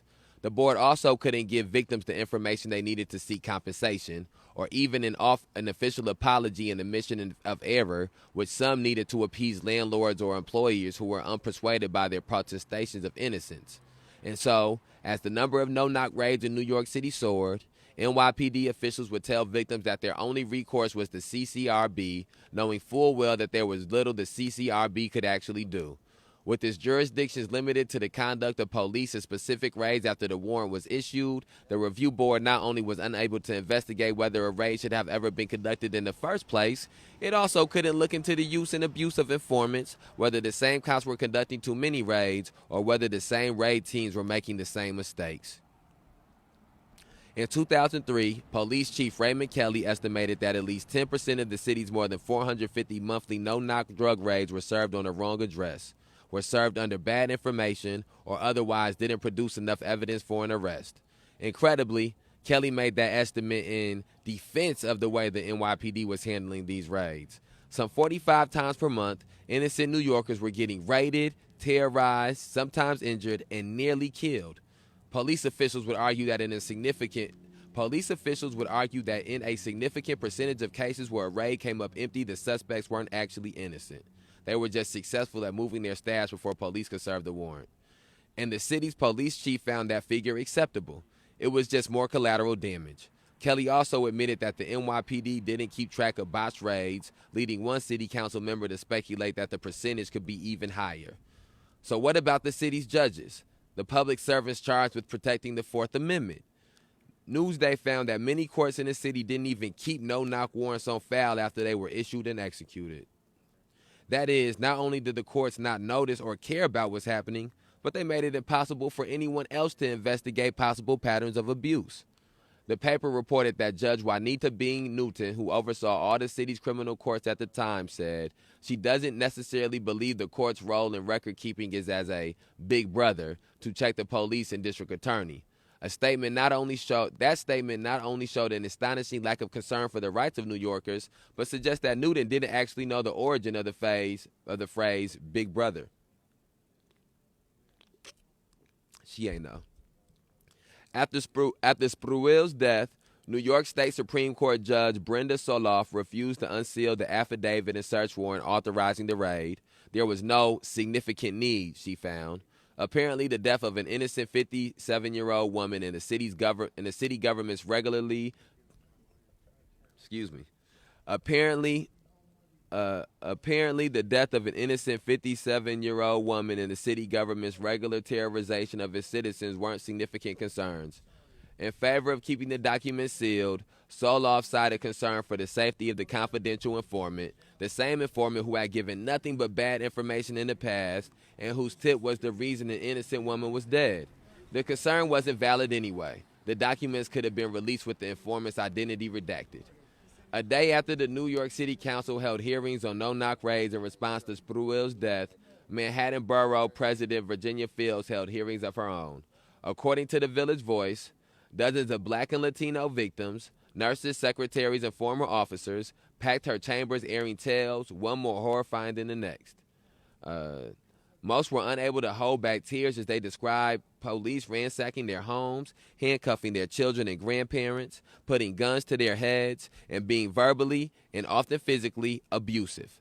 In many cases, victims have received no follow-up from the NYPD, even to fix busted doors or other physical damage.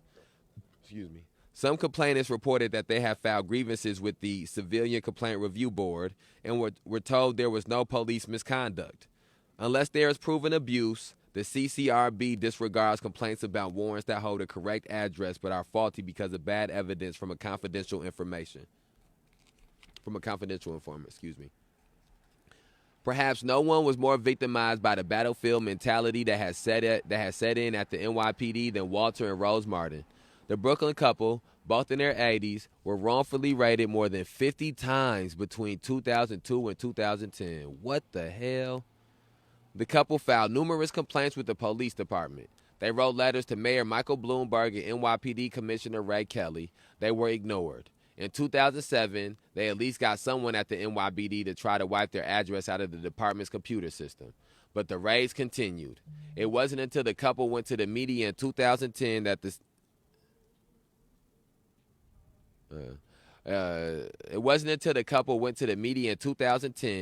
the city finally looked into the problem.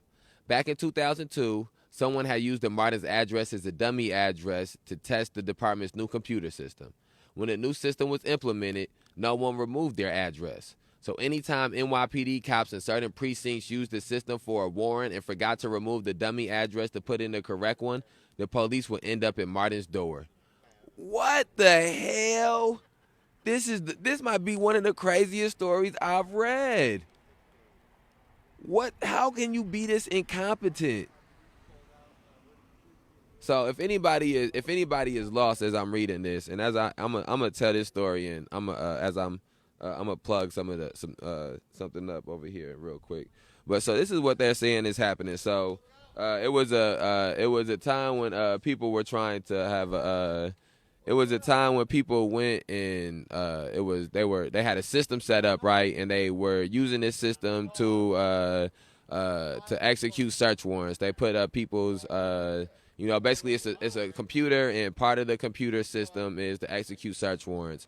And so they put people's address in. And so in the beginning of testing out this computer system to make sure it worked, they put in this family's address. After they put in this family's address, they executed a search warrant to their address. And instead of wiping out the family's address on the hard drive of the computer, you know how like when they ask you to save the password or save an email address or save something like that, they click save instead of wiping it. And then every time they updated the system, or every time a new district or new precinct got a hold of the system, that would basically be the default address. It would get put in on accident. You know how like when you try to, it'll auto-fill something in, it would basically get auto-filled in on accident when they would make a mistake, and then they would go and raid that house. They did it 50 times. 50 times. And so this is what we mean when we talk about getting into a place where how important is it for you to find somebody that's guilty as opposed as it is to violate the rights of somebody that may be innocent. And so we have to get to a place where we start understanding that we have to, where we start caring about that a little bit more. And so I think that's one of the craziest stories I've read. I done read a lot of crazy stories on here. That's got to be at the very top. The stories of death are always very difficult. The stories of death are always very difficult, but that is just absurd to think that was that a family's house got raided 50 times. 50 times, and that they were calling and telling people that this was happening. It's not as if this was happening and they weren't like trying to make an attempt to remedy the situation. They were calling and alerting doing what you would quote unquote say the right way to try to get things changed, and they were just being ignored while doing it. That's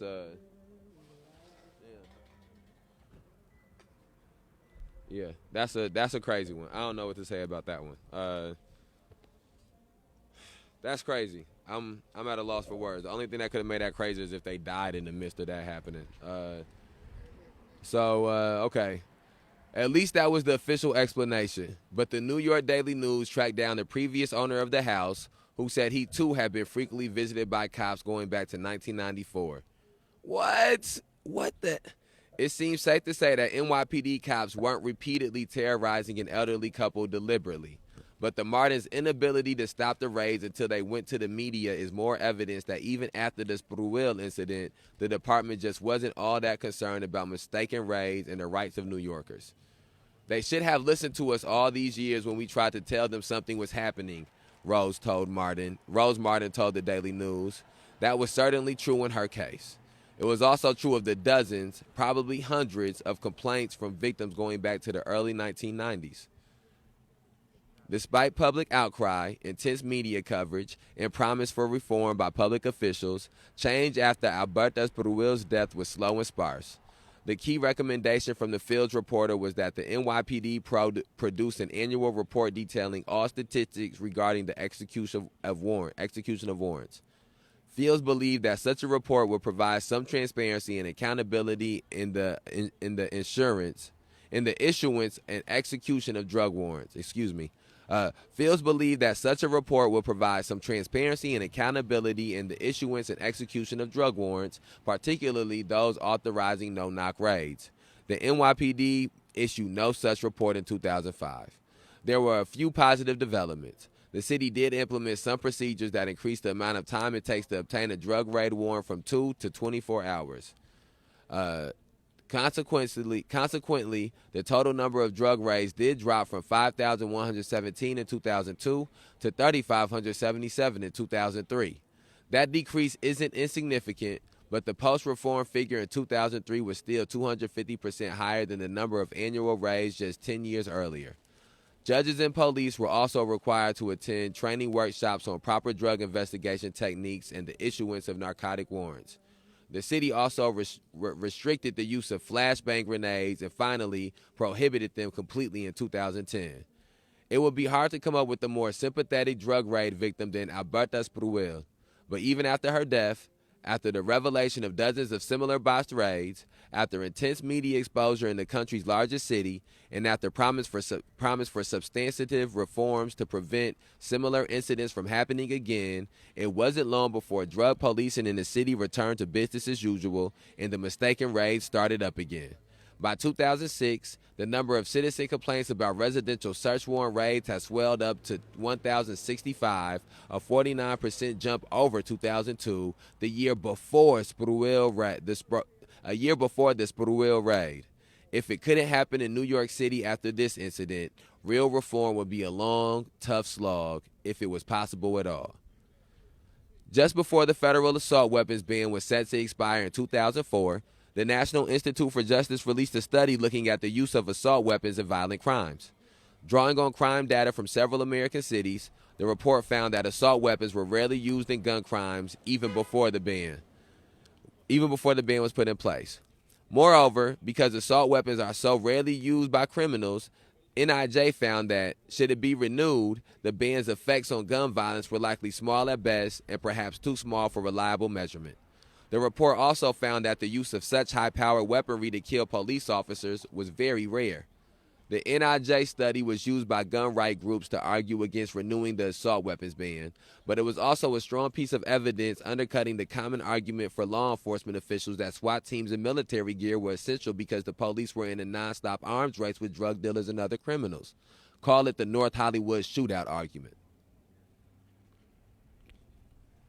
And in fact, the 2004 NIJ study was the most recent to cut against that argument. In 1995, the Justice Department had released a study showing that 86% of violent gun crimes in the United States involved a handgun. The most popular weapon used in homicides at the time wasn't an automatic weapon, but a large caliber revolver. Just 3% of murders in 1993 were committed with rifles and just 5% with shotguns. A 1997 Palm Beach Post investigation of area SWAT teams found that 309 recent arrests made by the 12 SWAT teams in Palm Beach County, Florida, only 60 or 19% produced weapons of any kind. A 5-year investigation in Orange County, Florida, in the mid-1990s likewise found that just 13% of SWAT raids turned up weapons.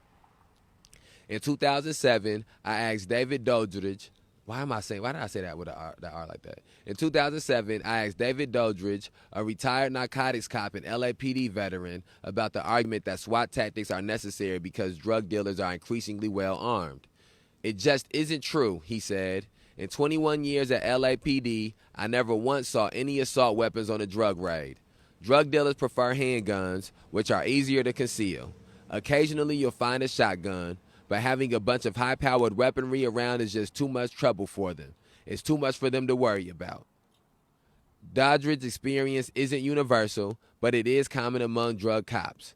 Doldridge's experience isn't universal, but it is common among drug cops I've talked to.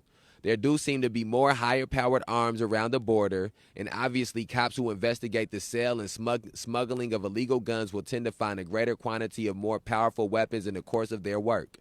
But even when the crime rate was peaking in the late 1980s and early 1990s, there was little evidence that murderers were using high-powered weapons. In a 1991 paper for the Independence Institute, a libertarian think tank, researchers David Koppel and Eric Morgan ran a survey of dozens of American cities and found that, in general, fewer than 1% of the weapons seized by police fit the definition of an assault weapon. Nationally, they found that fewer than 4% of homicides involved rifles of any kind, and fewer than 1/8% of homicides involving weapons of military caliber. Even fewer homicides involved weapons commonly called assault weapons. The proportion of police fatalities caused by assault weapons was around 3%, a number that remained relatively constant throughout the 1980s. Copel and Morgan also interviewed police firearm examiners. In Dade County, Florida, where Miami Vice had propagated the image of machine gun-toting drug dealers spraying bullets all over the city, Copel and Morgan found that the use of assault weapons in shootings and homicides in the city actually declined throughout the decade. A police lieutenant in Washington, D.C., the most violent city in the country at the time, told the authors that the preferred weapon of criminals in the nation's capital was the pistol. And so I think that I'm happy that they pointed out how Miami Vice propagated the image of machine gun-toting drug dealers spraying bullets all over the city. That's a thing that is common where whether it be through the news media or whether it be through film and TV show media or music or video games, this idea that and even as I'm reading this, these are some things that I wonder. I don't know how true some of these stats will stay as we get closer to 2020, but even me hearing how they've began to militarize, and even hearing about some of the stories that have stood out, like the North Hollywood shootout, which they used as a reason to militarize further. They spoke about the Dallas sniper, which they used, as a reason to militarize further. And they're speaking about all of these different incidents that are happening throughout history that are being used as reasons for the police department to militarize further. I think it's interesting that they're also pointing out that these are very high exceptions, and they are using these exceptions to basically as reasons or excuses for them to upgrade their weaponry, for them to upgrade their tactical training, and for them to alter basically alter the ideology of policing. They're letting these exceptions do that. They're getting more high-powered rifle because they're saying that these criminals have more high-powered rifles, and that more high-powered rifles are being used in crimes when in reality that wasn't true. So it's interesting to see how these narratives are being shaped. In 2007, and also let's point out this: they keep as we talk about these no-knock warrants. One of the things the police are basically trying to say is that because that they shouldn't change how they execute the no-knock warrants because only a few people are having their rights violated who shouldn't. So they're saying on one hand that we should not have them change what they're doing based on the exception. So they're saying that these people who are innocent and having these things happen to them, they are the exception. We should continue doing business as usual based off the rule and not the exception. That's what they want to use for a reason to keep doing no-knock warrants, right? But then think about that on the opposite side when it comes think about that on the opposite side when it comes to what we just spoke about how about what type of crimes are being committed with high-powered rifles. So they are saying that since a small percentage of crimes are now being committed with these high-powered rifles and this high-powered weaponry, that they should use that exception as a reason for them to also have high-powered rifles and high-powered weaponry.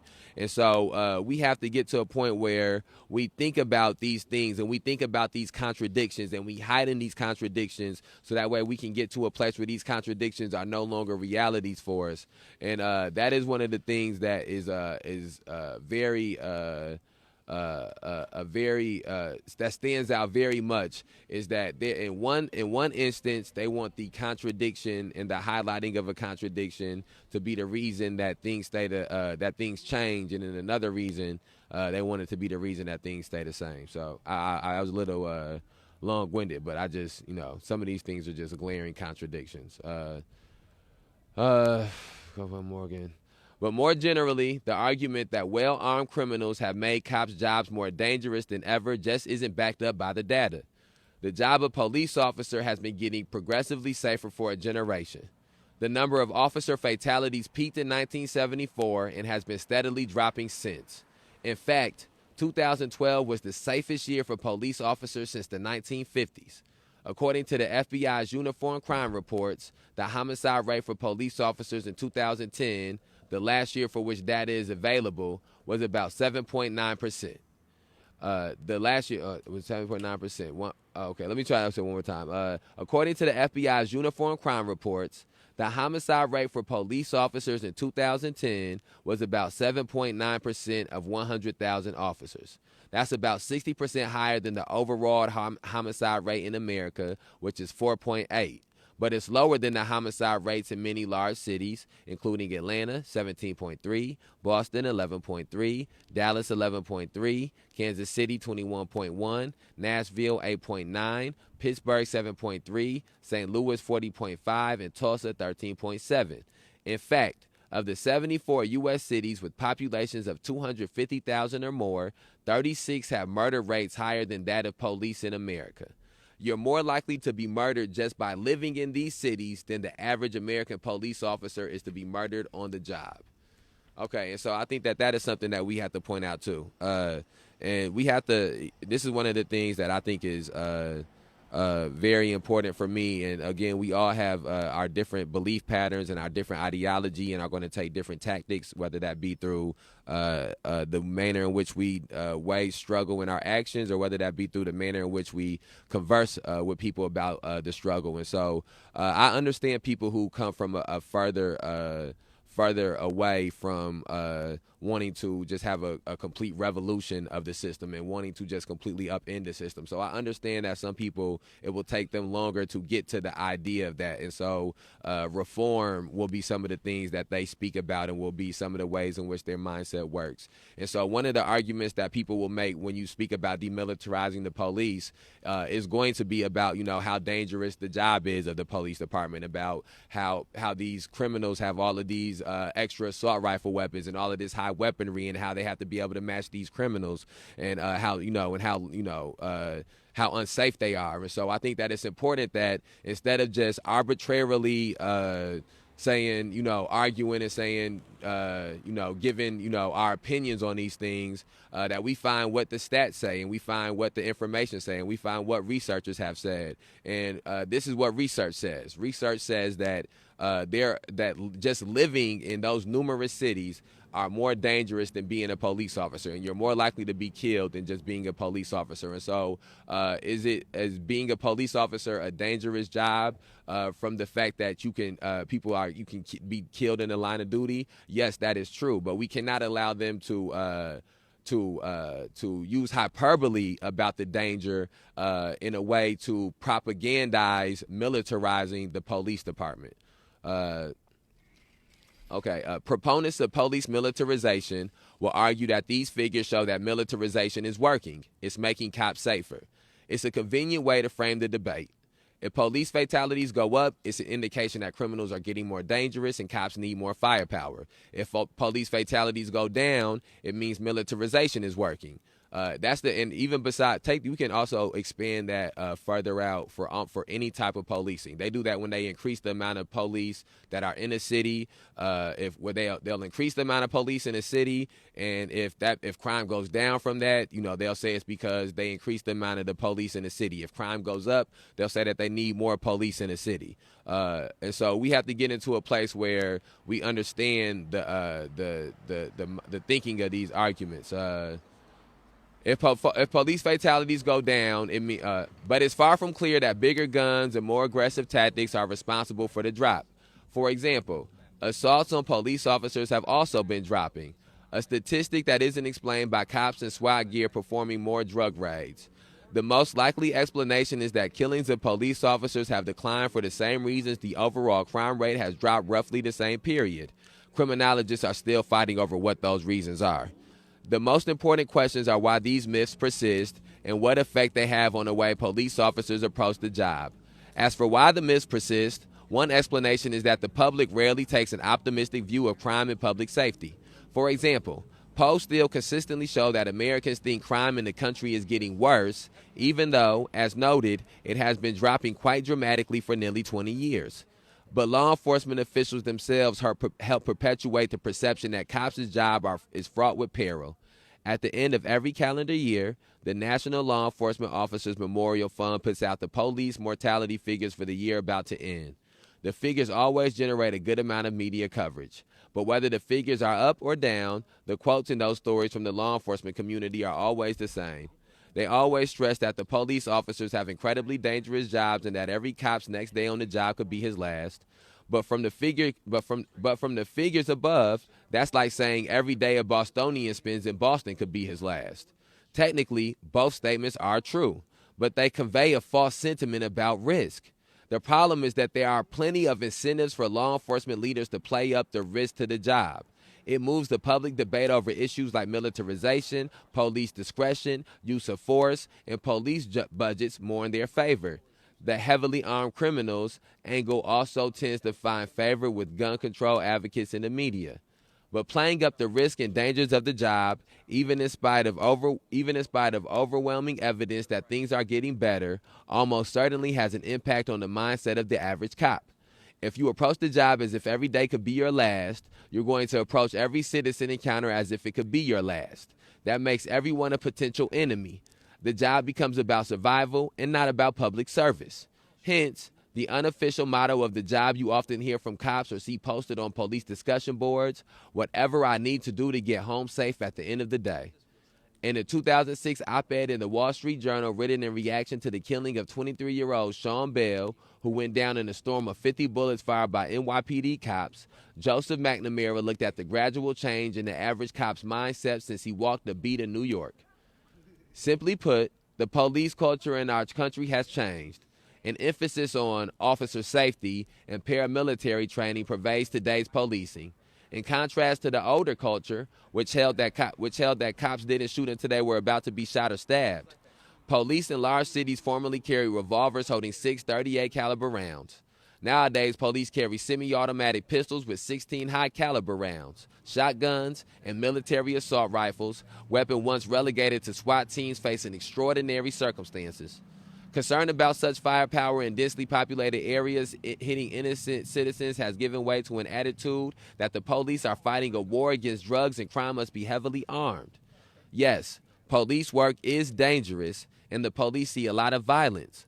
On the other hand, 51 officers were slain in the line of duty last year out of some 700,000 to 800,000 American cops. That is far fewer than the police fatalities occurring when I patrolled New York's highest crime precincts, when the total number of cops in the country was half that of today. Each of these police deaths and numerous other police injuries is a tragedy, and we owe support to those who protect us. On the other hand, this isn't Iraq. The need to give our officers what they require to protect themselves and us has to be balanced against the fact that the fundamental duty of the police is to protect human life and that law officers are only justified in taking a life as a last resort. On the others, I think that it's important that, and I think we need, we're not going to be able to get into this now here, but, it's one of the things that I hope as I further my reading and understanding to read some of the things that people who were formerly in the police department have said about their experiences in the police department, to hear about what some of the people who are in law enforcement think about things that need to be changed in law enforcement and why they need to be changed. I think that we have to look at all the different angles we can look at to try to attack this problem. And so I think that was I'm happy to read that being presented to him. And I think it was interesting, too, that he said that when he patrolled years earlier that they had more casualties and it was less police officers than now when it's more police officers. Than now it is with more police officers and more high-caliber weaponry. But that gets back into the thing that Radley Balko was saying about they still, no matter what, they use that as an excuse for militarization. If the deaths going down, that basically, since he's saying that there was more deaths when he was on the police force, somebody who is for militarization will say, well, that's because you guys weren't militarized enough. And so I think that, again, it's important that we can go back and see these numbers and these stats, and we can see the other things. What else was going on around that time when there were less deaths in police officers? Is it more than just the fact of the militarizing? Is it socioeconomic differences that was also going on? And so I sort of got lost in the stream of consciousness there. That's my fault. Let's get back on there. On the other side, it's difficult to even get an estimate of the number of times police officers shoot citizens. Some states require police departments to keep those figures, but national data is difficult to come by. The New York Times reported in 2001, despite widespread public interest in a provision in the 1994 Crime Control Act requiring the Attorney General to collect the data and publish an annual report on them, statistics on police shootings and the use of non-deadly force continue to be piecemeal products of spotty collection and are dependent on the cooperation of local police departments. The paper added, no comprehensive accounting for all the nation's 17,000 police departments exists. University of South Carolina criminology professor Jeffrey Alpert called the lack of reporting a national scandal, adding, these are public servants who work for us and are paid to protect us. The Las Vegas Review-Journal also looked for national figures for its 2011 series on a rise in local police-involved shootings. Little had changed since the New York Times reported a decade later. Excuse me, sorry about that. The nation's leading law enforcement agency collects vast amounts of information on crime nationwide, but missing from this cleaning house are statistics on where, how often, and under what circumstances police use deadly force. In fact, no one anywhere comprehensively tracks the most significant act police can do in the line of duty: take a life. We don't have a mandate to do that, said William Carr, an FBI spokesman in Washington, D.C. It would take a request from Congress to collect that data. Congress, it seems, hasn't asked. Americans, then, both police officers and others, are regularly reminded about the inherent danger faced by police officers, even though the job is getting safer. But not only aren't the figures about how many times cops shoot at, injure, or kill citizens publicized, the figures themselves haven't been tabulated. The federal government has been arming American cops with military-grade guns, vehicles, and other weaponry, but has little interest in knowing if all of that is affecting how and when police use lethal force against American citizens. Cops are told all the time that the public presents a threat to them and that the threat grows more dire by the day. But as for what sort of threat cops pose to the public isn't permitted to know. These policies have given us an increasingly armed, increasingly isolated, increasingly paranoid, increasingly aggressive police force in America, and a public shielded from knowing the consequences of it all. The explosion happened without warning around 4 a.m. in Westchester, Pennsylvania. FBI agent Donald Bain was sitting in his car in parking lot with 2 other agents. He was armed and wore a Kevlar vest. He was also carrying a flashbang grenade, a non-lethal weapon that emits a bright flash and deafening bangs that used to shock and disorient criminal suspects or the enemy in combat situations. The 3 agents, Bain, Thomas Scananzo, and James Milligan, were waiting for developments in a kidnapping that had turned into a hostage stakeout. That's when, Bain says, the flashbang grenade in his vest just blew up. The car is on fire, Bain recalled. I was just told later I was on fire, smoke billowing in the car. It was obviously chaos. That was the introduction to a 2008 CNN report about an incident that happened in 2004. The federal government subsequently issued criminal indictments against Pyrotechnic Specialties, Inc., alleging that the company knew that its flashbang grenades were defective but continued to sell them to the federal government anyway. CNN also interviewed Dean Wagner, a U.S. Army sergeant who lost a hand in Iraq when a flashbang grenade prematurely detonated as he was holding it. They don't have a clue what it's like, Wagner told the network, referring to PSI. If they could experience that, or someone close to them would have to go through that experience, I'm sure it would be a different story, and maybe they wouldn't have allowed it to happen. A few years later, in February 2011, Fred Thornton, a member of the Charlotte-Mecklenburg SWAT team, was killed when a flashbang grenade went off as he was organizing his SWAT gear in his garage. The next month, in Alice, Texas, SWAT commander Richard De Leon was critically injured when a flashbang grenade went off as he was putting gear into his car. And in 2001, an FBI agent in Buffalo, New York, was burned on his hands and upper body when a flashbang grenade went off unexpectedly. These incidents are unfortunate, but they're also rather chilling. Every day, SWAT teams across the country use the very same explosive that injured agents Bain, Scananzo, and Milligan and killed Officer Thornton, and they use them against American citizens. Granted, they aren't deployed in quite as tight as an area as an enclosed car, but garages? Certainly. Also bedrooms, kitchens, hallways, and living rooms. This could be perhaps justified if the devices were only used against people actively taking hostages or robbing a bank or violent fugitives on the run. But the vast majority of the time they're used in the service of warrants for nonviolent crimes, and not even against people convicted of those crimes, but people merely suspected of them. They're also used against anyone else who happened to be in the house at the time of the raid, and against the victims of wrong door raids. Clay Conrad, a criminal defense attorney in Houston, has argued that flashbang grenades are unconstitutional because, by design, they're intended to inflict injury on people who have yet to even be charged with a crime, much less convicted of one. It's just an assault, Conrad told me in a 2010 interview. These things are signed to blind and deafen. They produce a shockwave of 136 decibels or more. You're intentionally injuring people. Conrad once mounted a challenge to flashbang grenades in a drug case, based on a Texas law that prevents evidence from being admitted in a trial if the police commit a crime while obtaining it. He argued in a brief that the use of flashbangs during drug raids constitutes a criminal assault. It's killing me. Constitutes a criminal assault.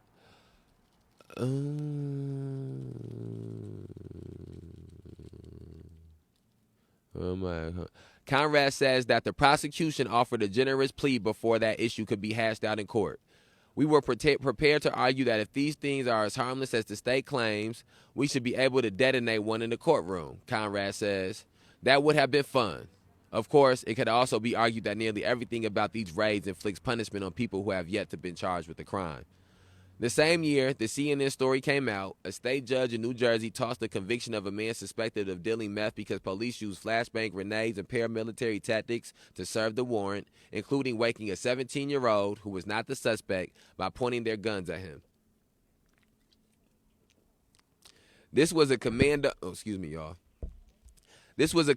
raid-like scenario, Superior Court Judge James J. Morley said, and my decision was based on the overall way they approached the case. At 5 a.m., with 29 police officers in commando gear and pointing a weapon at a sleeping 17-year-old. The argument is that it shocks the conscience, Conrad says. That argument has some validity to it in the right cases where you're using these volatile tactics against someone who's suspected of nothing more than drug dealing. It's excessive to the point of violating the Fourth Amendment. The CNN report called flashbang grenades non-lethal, but that term only refers to the officer's intent when using them. It doesn't mean the devices can't kill, as the families of Officer Thornton and Albertus Pruill would attest. More recently, in late 2012, a 12-year-old Montana girl suffered severe burns after police on a drug raid tossed a flashbang grenade through her window. The following month, the city of St. Paul, Minnesota, paid out a $400,000 settlement to a woman set on fire by a flashbang grenade thrown by police during a drug raid. Fires aren't uncommon. In 1994, a flashbang grenade detonated during a raid in Dallas, burning the surrounding building to the ground, leaving 15 people homeless. In 2011, a flashbang deployed during a raid on a Florida house that was home to a small record label ignited the foam rubber put in the walls for soundproofing. The fire destroyed the studio's master recordings and $100,000 worth of equipment. Sergeant Gary Robbins said afterward, "It's unfortunate those guys packed that house with materials that were flammable." In 1996, a SWAT team in Fitchburg, Massachusetts, population 39,102, burned down an entire apartment complex with a flashbang they used during a drug raid. Six police officers were injured and 24 police were left homeless. 6 police officers were injured and 24 people were left homeless. Several of the officers were later cited for bravery. More recently, police in San Antonio rendered a home a total loss when, on a drug raid, they tossed a flashbang grenade that ignited a mattress, which then set the rest of the house aflame. There are other problems with the use of flashbang grenades beyond their potential to inflict injuries and start fires. By design, the devices are intended to confuse, stun, and bewilder everyone in the room when they're detonated. That may make sense if you're apprehending a suspect who poses an immediate threat to other people. Again, bank robbers, hostage takers, active shooters, and so on. But in raids for nonviolent offenses, sowing confusion only increases the potential for violence. On numerous occasions, Police have detonated a flashbang grenade in the course of a raid, then claim that a suspect who subsequently grabbed a gun or knife or who physically attacked one of the officers should have known that it was the police raiding the home. But you can't first claim that the use of a flashbang grenade is to stun and confuse people, and that is critically important, and then claim seconds later that the device goes off, that those same people, many of whom have just been woken up, should be cognizant, collected, and alert enough to make sense of the chaos around them. I'm going to read that one more time so people can think about, because they're going into a specific, they're starting to break down now specific portions of these no-knock warrants being served. Appreciate you. They're starting to break down specific portions of the no-knock warrants being served. So now they're getting into specifically the dangers of the flashbang grenades going off. And they're telling you two things. They're telling you why the police department are saying they're important, and then they're also telling you the reason that the people who these flashbang grenades are being inflicted upon, why they are saying that they inhibit their freedoms, and how they are saying that they are leading to more violent interactions between them and the police. But you can't first claim that the use of flashbang grenades to stun and confuse people is critically important, then claim that seconds after the device goes off, those same people, many of whom have also just woken up, should be cognizant, collected, and alert enough to make sense of the chaos around them. Well, you can't logically make both claims. In practice, police make both claims all the time. Courts and public officials rarely question the contradiction. And that's what we have to do. We at that spot. That's what we have to start doing. That is what we are out here actively trying to do. We have to question not only just question the contradictions, but highlight the contradictions. That is why that picture of Denzel is up. That is why we are out here reading books constantly. That is why, people a lot of times ask me, questions about my motivations or the reasons that I do certain things. And one of the things that is not only just keeping me pushing, but one of the things that I find important is trying to let people is to try to give this information to people. It's a lot of people who they really don't know these things, and part of the reason that they don't know these things is the contradictions in this country, and how they send. They make it an importance to send kids to school, and you can go to jail for not sending your kids to school or for your children being truant from school. All the while, they sending them to school and not truly informing them, not truly educating them, not truly schooling them, just training them. And so it becomes our job to highlight these contradictions and to try to shed light on these issues as best as we can. And that is why these things are issues, is because they are contradictory. It's contradictory. This is a saying that I'm adjusting from something Dr. King said. It's contradictory to tell a man to lift himself up by his bootstraps, and when you know he has no boots. Or it's contradictory to tell a man to lift himself up by his bootstraps, and then to tell him it's illegal for him to have on boots. It's contradictory. It's contradictory for people to tell black people that they should pull themselves out of their situations, and that they should do all of these things. These things to make their standing in the society better, and then all the while also implement laws and implement procedures and implement social norms that are meant to hinder black people and hold black people back and keep black people from achieving those things. And so I'm happy that he stated that like that. That he stated that courts and public officials rarely question the contradictions. And to me, that also goes into that separates policy. That gets us out of policy and gets us into the social consciousness, into the consciousness of the society, and gets us into the culture of the society, and gets us into the mindset and the thought pattern of the society. And those are the things that we can change on a day-to-day basis through conversations, through engagements, through things, through art, through any platform that we have. So we're on 279. The fact that flashbang grenades are usually detonated before, during, or just after the police break down the door creates yet more problems. Sometimes they're tossed through a window before the door comes down, or detonated shortly after police make an announcement but before they force entry.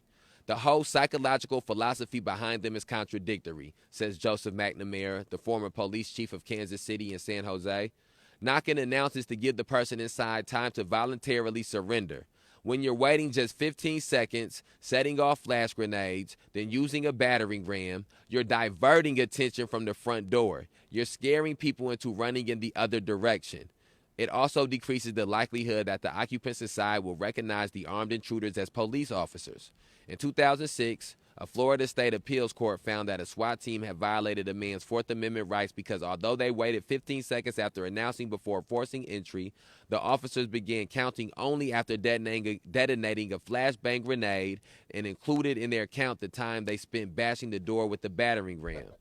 But only a few other courts have either questioned the use of flashbang grenades or put restrictions on their use, and even then, only in limited circumstances. Generally speaking, the courts give police an enormous amount of leeway in deciding how to serve a search warrant. Even in the rare case when a court has found that the use of grenades was unreasonable and therefore a violation of a plaintiff's constitutional right, the same court inevitably finds that the police officers are protected by qualified immunity, which means that the person injured by the grenade won't even get his case in front of a jury.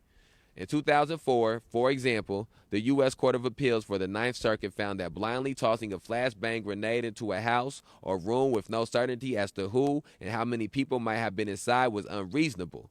But because it wasn't so unreasonable as to be established law or because it wasn't so unreasonable to be established law or obvious to a layperson, the officers in that case still couldn't be held liable.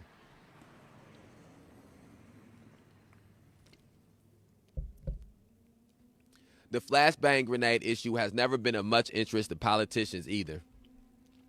During congressional hearings on the Branch Davidian raid, Democratic Representative Charles Schumer of New York asked Dick Dugarian, an attorney for David Koresh, if the Branch Davidians had stockpiled grenades. Dugarian responded that the only grenades he had seen were thrown by ATF agents. Schumer divisively dismissed the idea that flashbang grenades were harmful. Mr. Dugarian said flashbangs can kill, injure, maim, Schumer said. Anyone who knows about these things knows they can't. What the hell? Some of these people, this is another thing that we need to do, man. We got to stop electing idiots. That's what we need to do. I don't mean to get off on a tangent here, but I think, we a day after Election Day, so it's the day after Election Day, but we got to stop electing idiots, man. Some of these politicians and some of these people are just straight idiots. And that is what's leading us to be in these. That's one of the things keeping us in these predicaments is these idiots being in office. And so like this, even like when people talk about like Trump in the manner in which they talk about Trump, like you can go back and see that, the America has a knack for putting people in office that are very low IQ, very low intellect. We just went through I'm happy that he ended it like this too. Really made this guy look like an idiot. He just went through a whole portion of this chapter speaking about all the dangers of flashbang grenades, not only on the people throwing them, but on the people who are doing the throwing. And this idiot stood up and said that they can't. Anybody who knows about him know that they can't kill, maim, or hurt anybody. Schumer went on to win a U.S. Senate seat. Of course, they elected him. Schumer went on to win a U.S. Senate seat in 1998, which means that when New York City resident Alberta Spruill died from the effects of a flashbang grenade in 2003, she was one of Schumer's constituents. Oh my goodness, I like how he brings some of these things around. I like how he brought that around. Who was this? What's the dude named Schumer? Was it Charles Schumer? This is Chuck Schumer. This is him. Oh, this guy's an idiot. He's an idiot. He's the majority. This guy's the majority leader. Jeez. Wow. I learn something new every day. This guy's an idiot. Sal Colosi is dead because he bet on a football game. But it wasn't a bookie or a loan shark who killed him. His local government killed him, ostensibly to protect him from his gambling habit. Several months earlier at a local bar, Fairfax County, Virginia detective David Backham overheard the 38-year-old optometrist and some friends wagering on a college football game. To Sal, betting a few bills on the Washington football team was a stress reliever done among friends. A friend of Colosi's told me shortly after his death. None of us single successful professionals ever thought that betting $50 or so on the Virginia Tech football game was a crime worthy of investigation. Backham apparently did. After overhearing the men wagering, Backham befriended Colosi as a cover to begin investigating him. During the next several months, he talked Colosi into raising the stakes of what Colosi thought were just more fun wagers between friends to make watching sports more interesting. Eventually, Colosi and Backham were betting $2,000 a single day. Under Virginia law, that was enough for police to charge Colosi with running a gambling operation, and that's when they brought in the SWAT team. I'm laughing because of the ridiculousness of it. On the night of January 24, 2006, Backham called Colosi and arranged a time to drop by to collect his winnings. When Colosi, barefoot and clad in a T-shirt and jeans, stepped out of his house to meet the man he thought was a friend, the SWAT team began to move in. Seconds later, Detective Devil Bullock, who had been on duty since 4 a.m., hadn't slept in 17 hours. Oh, damn, they killed me with this. Oh, I never expected. Shit. On the night of January 24, 2006, Backham called Colosi and arranged a time to drop by to collect his winnings. When Colosi, barefoot and clad in a T-shirt and jeans, stepped out of his house to meet the man he thought was a friend, the SWAT team began to move in. Seconds later, Detective Devil Bullock, who had been on duty since 4 a.m. and hadn't slept in 17 hours, fired a bullet that pierced Colosi's heart. Sal Colosi's last words were to Backham, the cop he thought was a friend. "Dude, what are you doing?" Ah, man. In March 2006, just 2 months after its ridiculous gambling investigation resulted in the death of an unarmed man, the Fairfax County Police Department issued a press release warning residents. Oh, wow. What the fuck? In March 2006, just 2 months after its ridiculous gambling investigation resulted in the death of an unarmed man, the Fairfax County Police Department issued a press release warning residents not to participate in office betting pools tied to the NCAA's men's basketball tournament. The title, Illegally Gambling Not Worth the Risk. Given the proximity to Colosi's death, residents could be forgiven for thinking the police department believed wagering on sports was a crime punishable by execution. In January 2011, the Colosi family accepted a $2 million settlement offer from Fairfax County. That same year, Virginia's government spent $20 million promoting the state lottery. Back to those contradictions that he talked about. Back to those contradictions. The raid on Sal Colosi was merely another red flag indicating yet more SWAT team mission creep in America. It wasn't even the first time a Virginia SWAT team had killed someone during a gambling raid. In 1998, a SWAT team in Virginia Beach shot and killed security guard Edward C. Reed during a 3 a.m. raid on a private club suspected of facilitating gambling.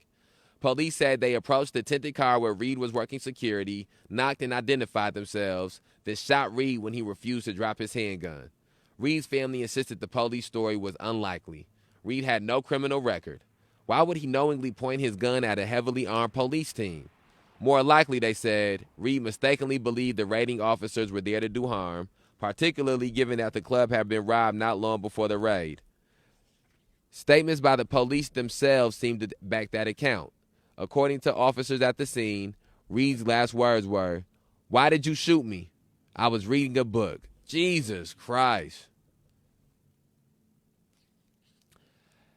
As the Texas Hold'em craze picked up momentum in the mid-2000s, fans of the game started hosting. They finna just go into a whole thing of fucking people being killed by SWAT because of fucking gambling. This is a new one. This is crazy. As the Texas Hold'em craze picked up momentum in the mid-2000s, fans of the game started hosting tournaments at private clubs, bars, and residences. Police in many parts of the country responded with SWAT raids.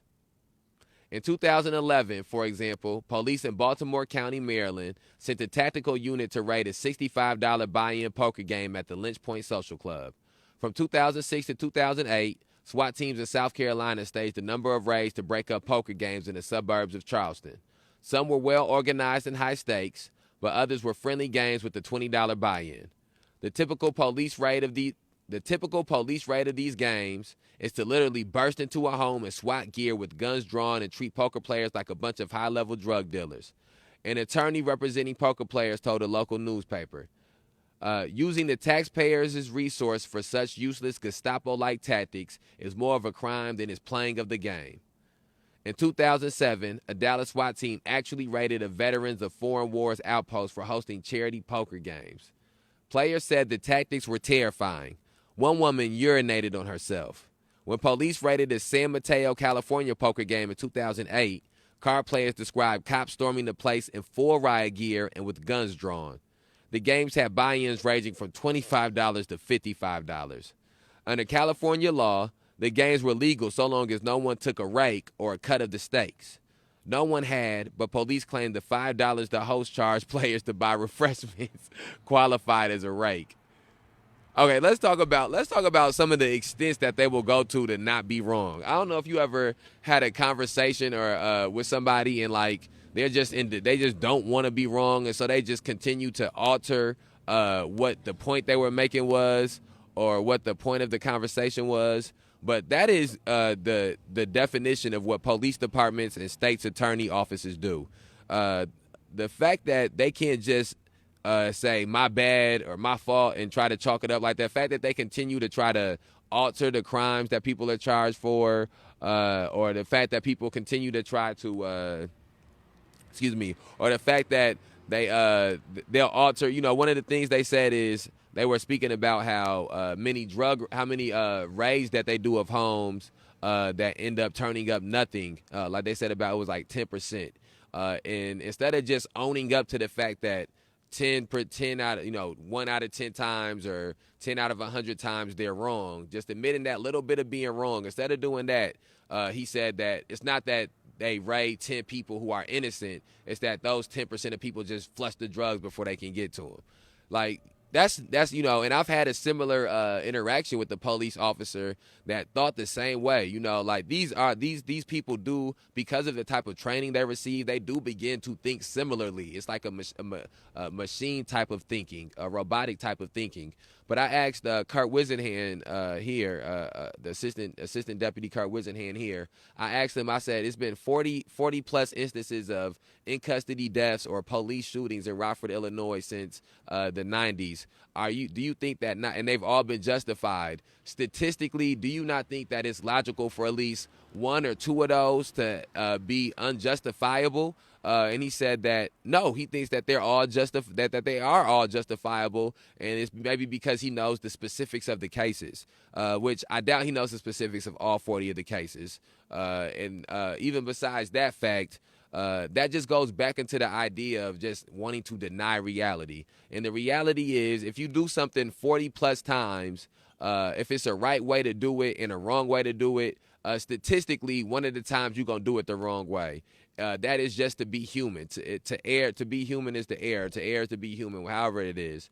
But the fact that these police officers cannot even look past making a mistake, it lets us know that we can all be collateral damage. We are all collateral damage. That's when you get into the idea of us versus them.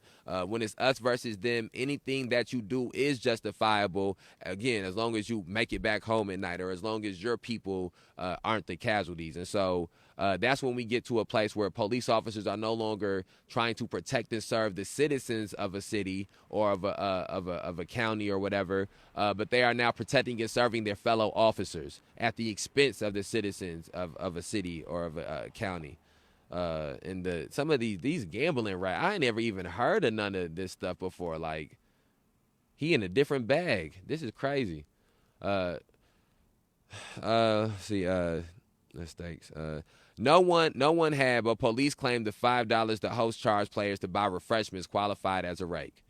In March 2007, a small army of local cops, ATF agents, National Guard troops, and a helicopter raided a poker game in Cary, North Carolina. They issued 41 citations, all of them misdemeanors. A columnist at the Fayetteville Observer remarked, "They were there to play cards, not to foment rebellion. I wonder what other minute personal vices and petty crimes are occupying the National Guard's time and where they're occupying it. Until we get this sorted out, better not jaywalk. There could be a military helicopter overhead. That's real true too. That's true. Police have justified this sort of behavior.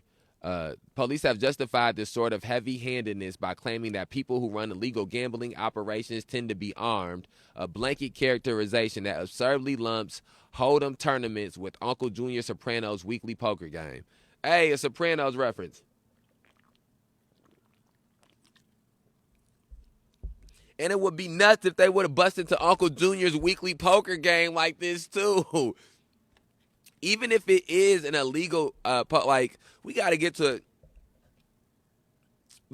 a point where, like, gambling, let's keep going. Let's try to get this book finished. Let me just keep going. I'm sorry, y'all. Indeed, that's exactly what happened to 72-year-old Aaron Autry in 2010. Autry was hosting a poker tournament in his Greenville, South Carolina home when police began breaking down the door with the battering ram. Autry had begun carrying a gun after being robbed. Thinking he was about to be robbed again, he fired through the door, wounding Deputy Matthew May in both arms. The other officers opened fire into the building. Miraculously, only Autry was hit. As he fell back into a hallway, other players reported him asking, "Why didn't you tell me it was the cops?" The raid team claimed they knocked and announced several times before putting ram to door, but other players said they heard no knock or announcement. When Autry recovered, he was charged with attempted murder. As part of an agreement, he pleaded guilty and was sentenced to 5 years in prison. Police had broken up Autry's game in the past, but on those occasions, they had knocked and waited, he had let them in peacefully, and he had been given a $100 fine. The poker raids have gotten bad enough that the Poker Players Alliance, an interest group that lobbies to make the game legal, has established a network of attorneys around the country to help players who have been raided and arrested. What the hell?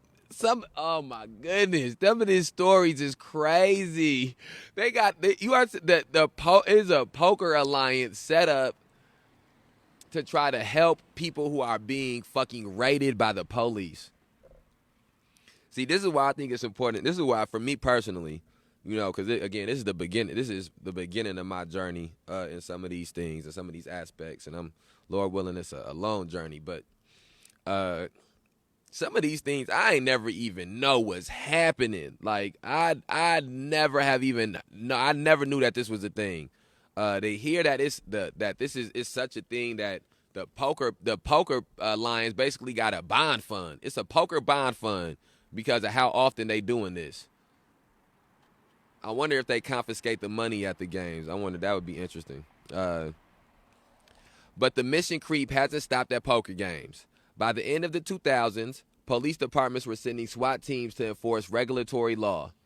In August 2010, for example, a team of heavily armed Orange County, Florida sheriff's deputies raided several black and Hispanic-owned barbershops in the Orlando area. More raids followed in September and October. The Orlando Sentinel reported that police held barbers and customers at gunpoint and put some in handcuffs while they turned the shops inside out. The police raided a total of 9 shops and arrested 37 people. By all appearances, these raids were drug sweeps. Shop owners told the Sentinel that police asked them where they were hiding illegal drugs and weapons. But in the end, 34 of the 37 arrests were for barbering without a license, a misdemeanor for which only 3 people have ever served jail time in Florida. What the fuck? Why is 3 people serving jail time for barbering without a license in Florida? What is happening in Florida? We have to find a way to get rid of Florida. The people in Florida cannot be allowed to be in that type of proximity with each other. We need to disperse them around the nation. The most disturbing aspect of the Orlando raids was that police didn't even attempt to obtain a legal search warrant. They didn't need to because they conducted the raids in conjunction with the Florida Department of Business and Professional Regulation. Despite the guns and handcuffs, under Florida law, these were licensure inspections, not criminal searches, so no warrants were necessary. And then that's again,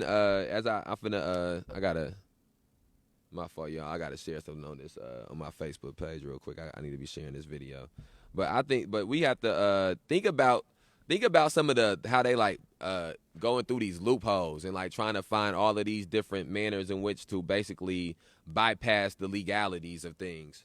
And to me, I think that's an important thing to point out because we're in a place where we're in a place where I don't know. It's important for us to point out how all of these shortcuts and loopholes that these police officers are going through in order to put people into prison, in order to destroy people's lives. These are concerted efforts that are being taken. Okay, I'm pinning this to the top. I'm just going through and pinning this to the top and sharing it, man. Again, I did not read as much today as I would have liked. Well, it's today. It's yesterday now. I did not read as much yesterday as I would have liked. I didn't read as much out of the Rise of the Warrior Cop as I would have liked. I was really looking forward to getting into this book. I did my best to listen to as much as some of the other people who were reading today or reading yesterday or reading from this have done did. It was very insightful for me. It was a very different narrative. Some of the aspects in which he's touching on, some of the aspects of policing in which Radley Balko is touching on in here is different from the things that have been touched on before in some of the other books that we've read. And so I think that for me, that's my the thing that is standing out to me the most about this as we continue to read it, and it's making me actually ask questions. We have to figure out a way to FOIA, and I don't know if this is even like a thing that they keep data on. But how many SWAT raids are taking place in a year in Rockford? What are people being charged with in those SWAT raids? How many of those SWAT raids are turn up nothing? And that's one of the things I think that I've gotten away from speaking about as we watch these is figuring out which questions we should be asking as we're reading these books. Whether each in locking up our own, they use Baltimore as locking up our own, they use DC basically as a test pool for to gauge how black people felt about some of the changing dynamics of policing and changing dynamics of the mass incarceration. So he, based a lot of his statistics and based a lot of his news stories and all of that around that area, and then used other little places as blips. Used other little places as as crutches, or as comparing and contrasting what's going on in DC to other areas. And so I think that I say that to say I think that we have to be reading all of these books and basically treating it like we're going to write a book about Rockford that's in the vein of these same books, where we're going to need certain numbers about things that take place in Rockford.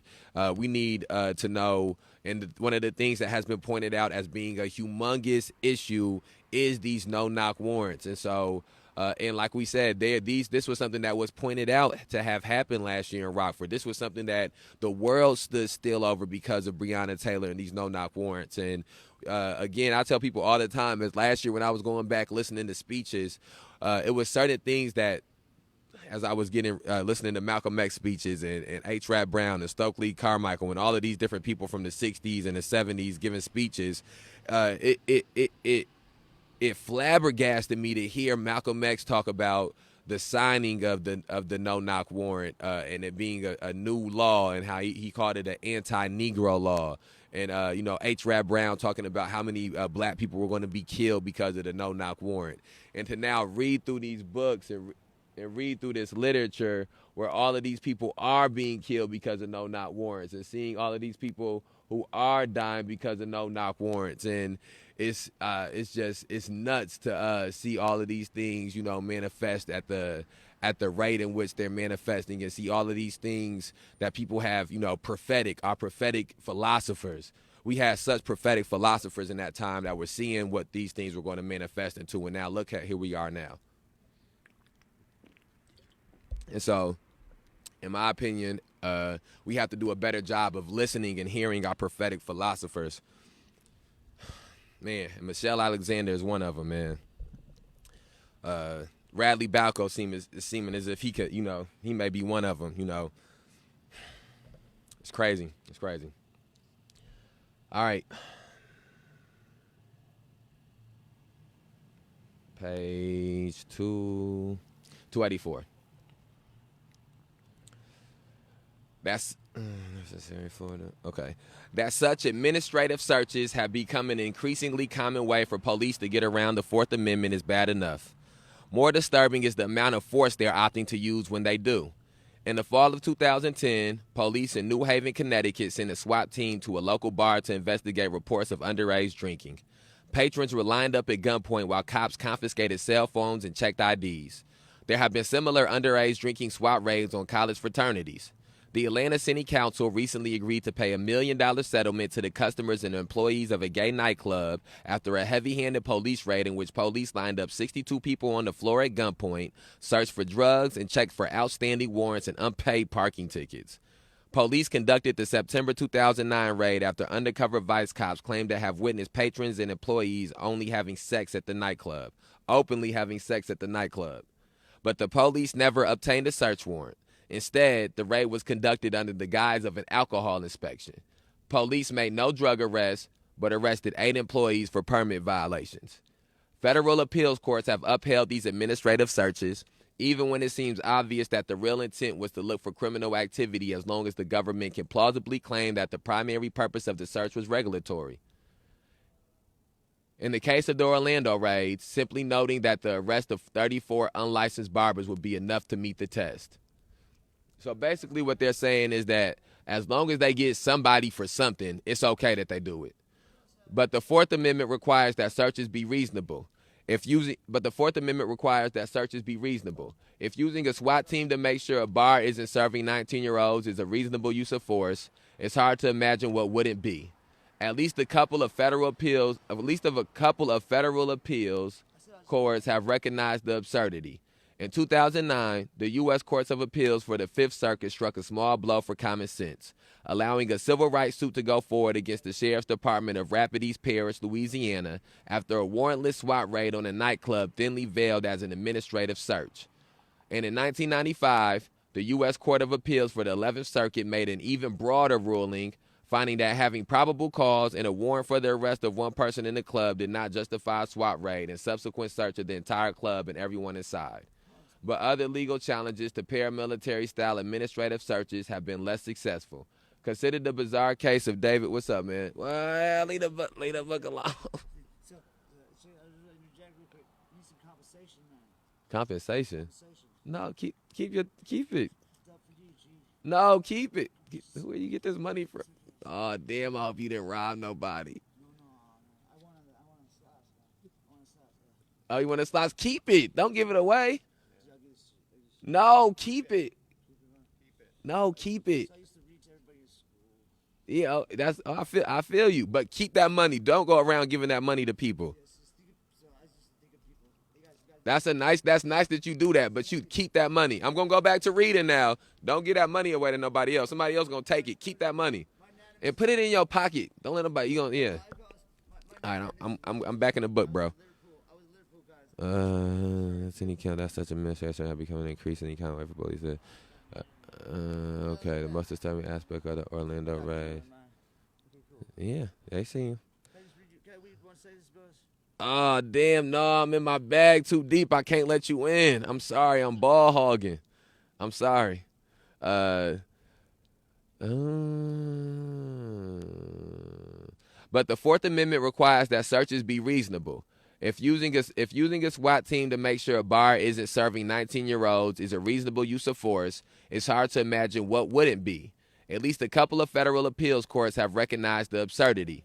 In 2009, the U.S. Court of Appeals for the Fifth Circuit struck a small blow for common sense, allowing a civil rights suit to go forward against the Sheriff's Department of Rapid East Parish, Louisiana, after a warrantless SWAT raid on a nightclub thinly veiled as an administrative search. And in 1995, the U.S. Court of Appeals for the 11th Circuit made an even broader ruling, finding that having probable cause and a warrant for the arrest of one person in the club did not justify a SWAT raid and subsequent search of the entire club and everyone inside. But other legal challenges to paramilitary-style administrative searches have been less successful. considered the bizarre case of David Ruttenberg, owner of the Rack and Roll Pool Hall in Manses Park, Virginia.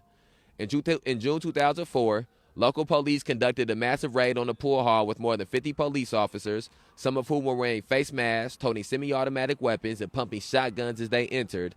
Customers were detained, searched, and zip-tied. The police were investigating Ruttenberg for several alleged drug crimes, although he was never charged. The local narcotics task force had tried unsuccessfully to get a warrant to search Ruttenberg's office, but were denied by a judge. Instead, they simply brought along several representatives of the Virginia Department of Alcoholic Beverage Control and claimed they were conducting an alcohol inspection.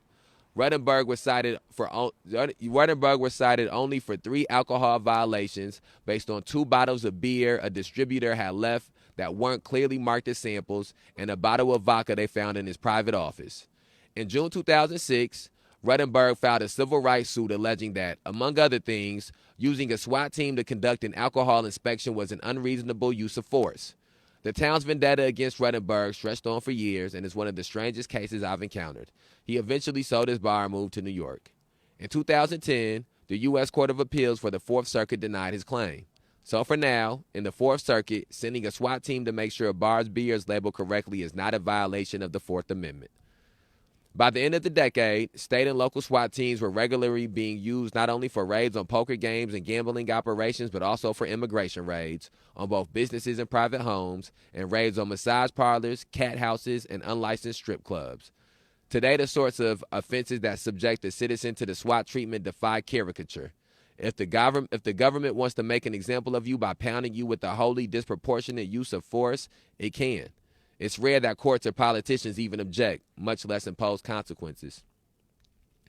And then again, like I said, I'm reading a lot of this for the first time, so some of these things I'm sort of taking in, and I'm and it's taking me some time to form thoughts on or cross-reference them or think about how they interrelate to Rockford and to other things that we've read.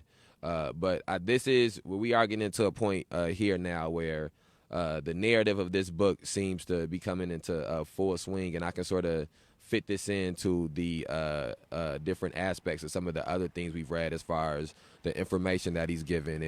And now, he's went and started to speak about different forms of policing like Alex Vitale did. And, at least, again, I'm speaking about my portion of what I'm reading right now. And he's going into different forms of policing and how SWAT is being deployed in these different forms of policing. And he's just showing you a roundabout way that SWAT are not being deployed to these different SWAT is not being used in these different forms of policing because of the violence that is around the crimes that are being committed.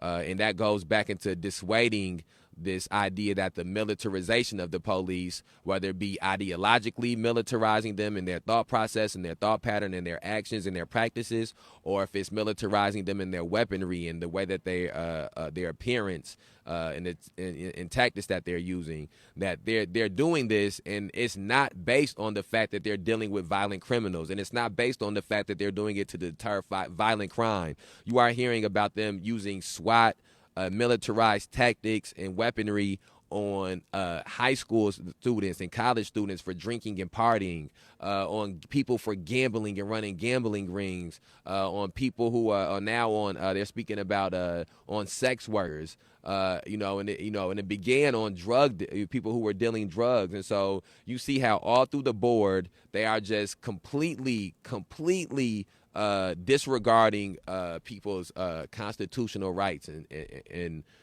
in this effort to throw people into this criminal justice system. It's really disgusting.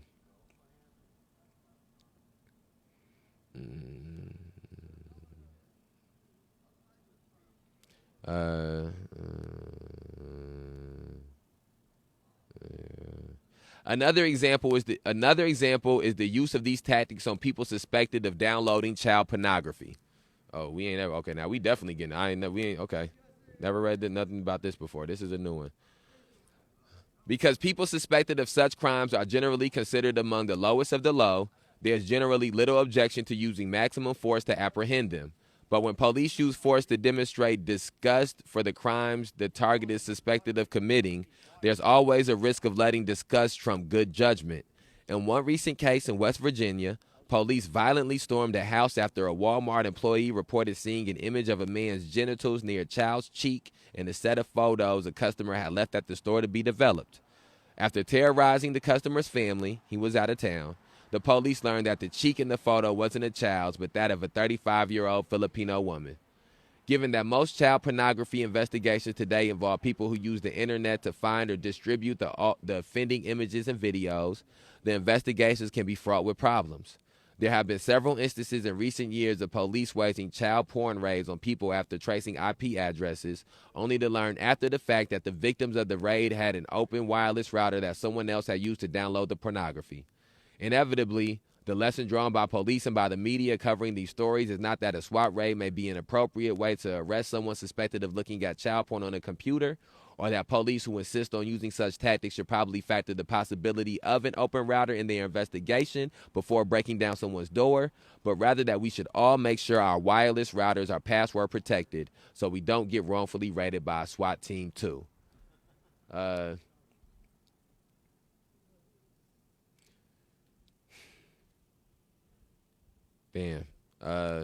This is the first time we done broached this subject, and this is a very much more uncomfortable subject and a very much more touchy subject. But I don't think we haven't been in the business of veering away from things or shying away from things out here. So let's dive into this for the people that's watching and at home while we're doing it live, and for the people who may be who are going to watch in the future, and for anybody else who's reading this book. And this has been something that has been very hard for me to try to grapple with ideologically, and hard for me to grapple with philosophically. And that is the idea of, different experiences shape how we see different things that are considered illegal. So I grew up around people who sold drugs. So selling drugs is not something that I deem to be as hazardous or things that I deem to be as dangerous or criminal behavior. It's something that was a norm for me. Same thing, people fighting was something that was a norm for me. So those, the idea of people going to jail or going to prison for fighting or for selling drugs, to me seems is ideologically and philosophically against my belief system and my belief pattern. However, someone, beating women is, or assaulting women is not something that was a norm for me. And so that is something that is harder for me to grapple with, the idea of trying to, I remember we were looking up books, and one of the books we seen was stated decriminalizing domestic violence. And it took me aback to read something that said decriminalizing domestic violence, and it was another reminder that, this concept of abolishing police and this concept of abolishing prison is not without its complications, and it is not without having to deal and grapple with issues that are uncomfortable to deal and grapple with, and that aren't typically talked about a lot. And along the line of domestic violence is the line of people who do things, who commit sexual crimes, whether it be sexual assault of women, or sexual assault of children, or sexual assault of men, or sexual assault of trans folks. That is something that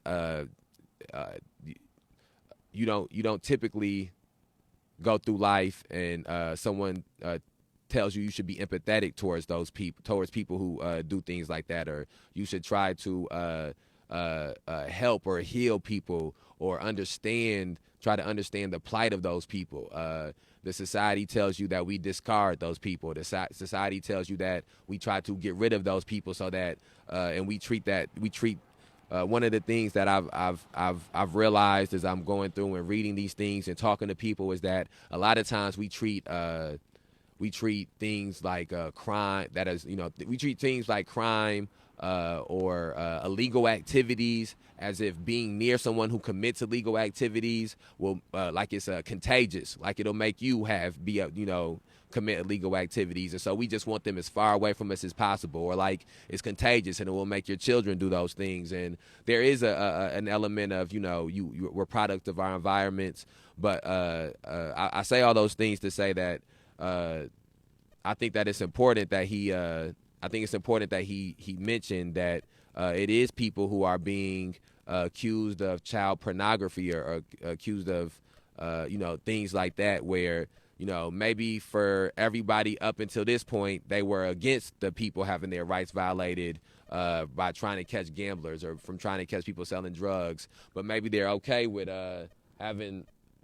people having their rights violated if it's to stop people from being able to view child pornography. And so that's where we get into the place where we have to our moral integrity, and we have to be better than the people who we want to be different. We have to be better than the people who are committing these crimes. We have to be better than or cute. You know what I'm saying. We have to be better than the lowest versions of ourselves. And so, in the effort for us to be better, we have to want equal treatment for everybody. We have to believe everybody is innocent until proven guilty. We have to believe that these amendments stand for everybody, because the moment we start deciding,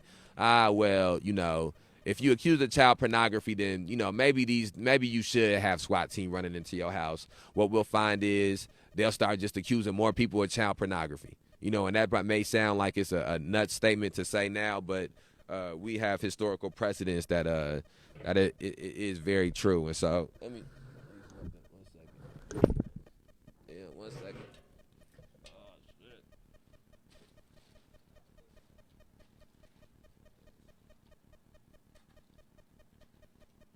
Okay, 1 second. All right.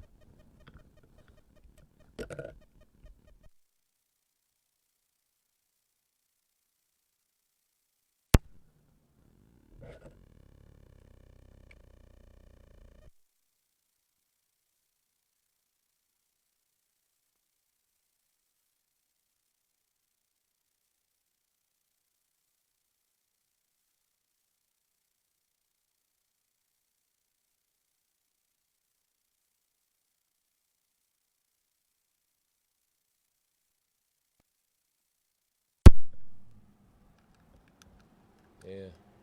Okay. Okay. So yeah, that again, I think that it's I'm gonna get back to it. He only seems like he only has a small little portion on that. I'm sure that he wasn't trying to get too deep into that bag. And I shouldn't be lighthearted. I don't mean to be lighthearted. But so I just think that, as we move on to this next paragraph, we have to understand that is something that, that's a concept that we're going to have to grapple with. Okay. Make sure if you let me know too. Make sure that this still is good to hear. Y'all still hearing good? All right. Okay. It can also be difficult to trace an IP address to a physical address, which can lead to yet more mistaken raids. An example of that problem manifested in one of the more bizarre botched raids in recent years. It took place in September 2006 when a SWAT team from the Bedford County Sheriff's Department stormed the rural Virginia home of A.J. Knuckles, his wife, and their 2 children. Police had traced the IP address of someone trading child porn online to the Knuckles' physical address. No, he's staying in his bag. They had made a mistake. As if the shock of having his house invaded by a SWAT team wasn't enough, Knuckles was in for another surprise. In a letter to the editor of the Chatham Star Review, he described the raid. Men ran at me, dropped into shooting position, double-handed semi-automatic pistols pointed at me, and made me put my hands against my truck. I was held at gunpoint, searched, taunted, and led into the house. I had no idea what this was about. I was scared beyond description. He then looked up and saw, what the fuck? What is happening? What kind of, this guy is the lead for the stories. If we go back and we have to, as we have retroactive conversations about these books, right now, he has the craziest fucking stories of all of these books as far as the incidents that I thought In the Policing got the craziest ones. This guy, this is fucking, okay. Men ran at me, dropped into shooting position, double-handed semi-automatic pistols pointed at me, and made me put my hands against my truck. I was held at gunpoint, searched, taunted, and led into the house. I had no idea what this was about. I was scared beyond description. He then looked up and saw former NBA star Shaquille O'Neal. O'Neill, an aspiring lawman, had been made an honorary deputy with the department. Though he had no training as a SWAT officer, Shaq apparently had gone on several such raids with other police departments around the country. The thrill of bringing an untrained celebrity along apparently trumped the requirement that SWAT teams be staffed only with the most elite, most highly qualified, and best trained cops. According to Knuckles, O'Neill reached into Knuckles' pickup, snatched up his perfectly legal rifle, and exclaimed, "We've got a gun." What the hell? Shaq, why? What is Shaq on? What the hell is happening? What? This book is getting fucking nuts. Oh my God. What the fuck? We've got a gun. Okay. We've got a gun. O'Neill told Time that Knuckles' description of the raid on his home was exaggerated. It ain't no story, he said. We did everything right, went to the judge, got a warrant. You know, they make it seem like we beat him up, and that never happened. We went in, talked to him, took some stuff, returned it, bada bam, bada bing.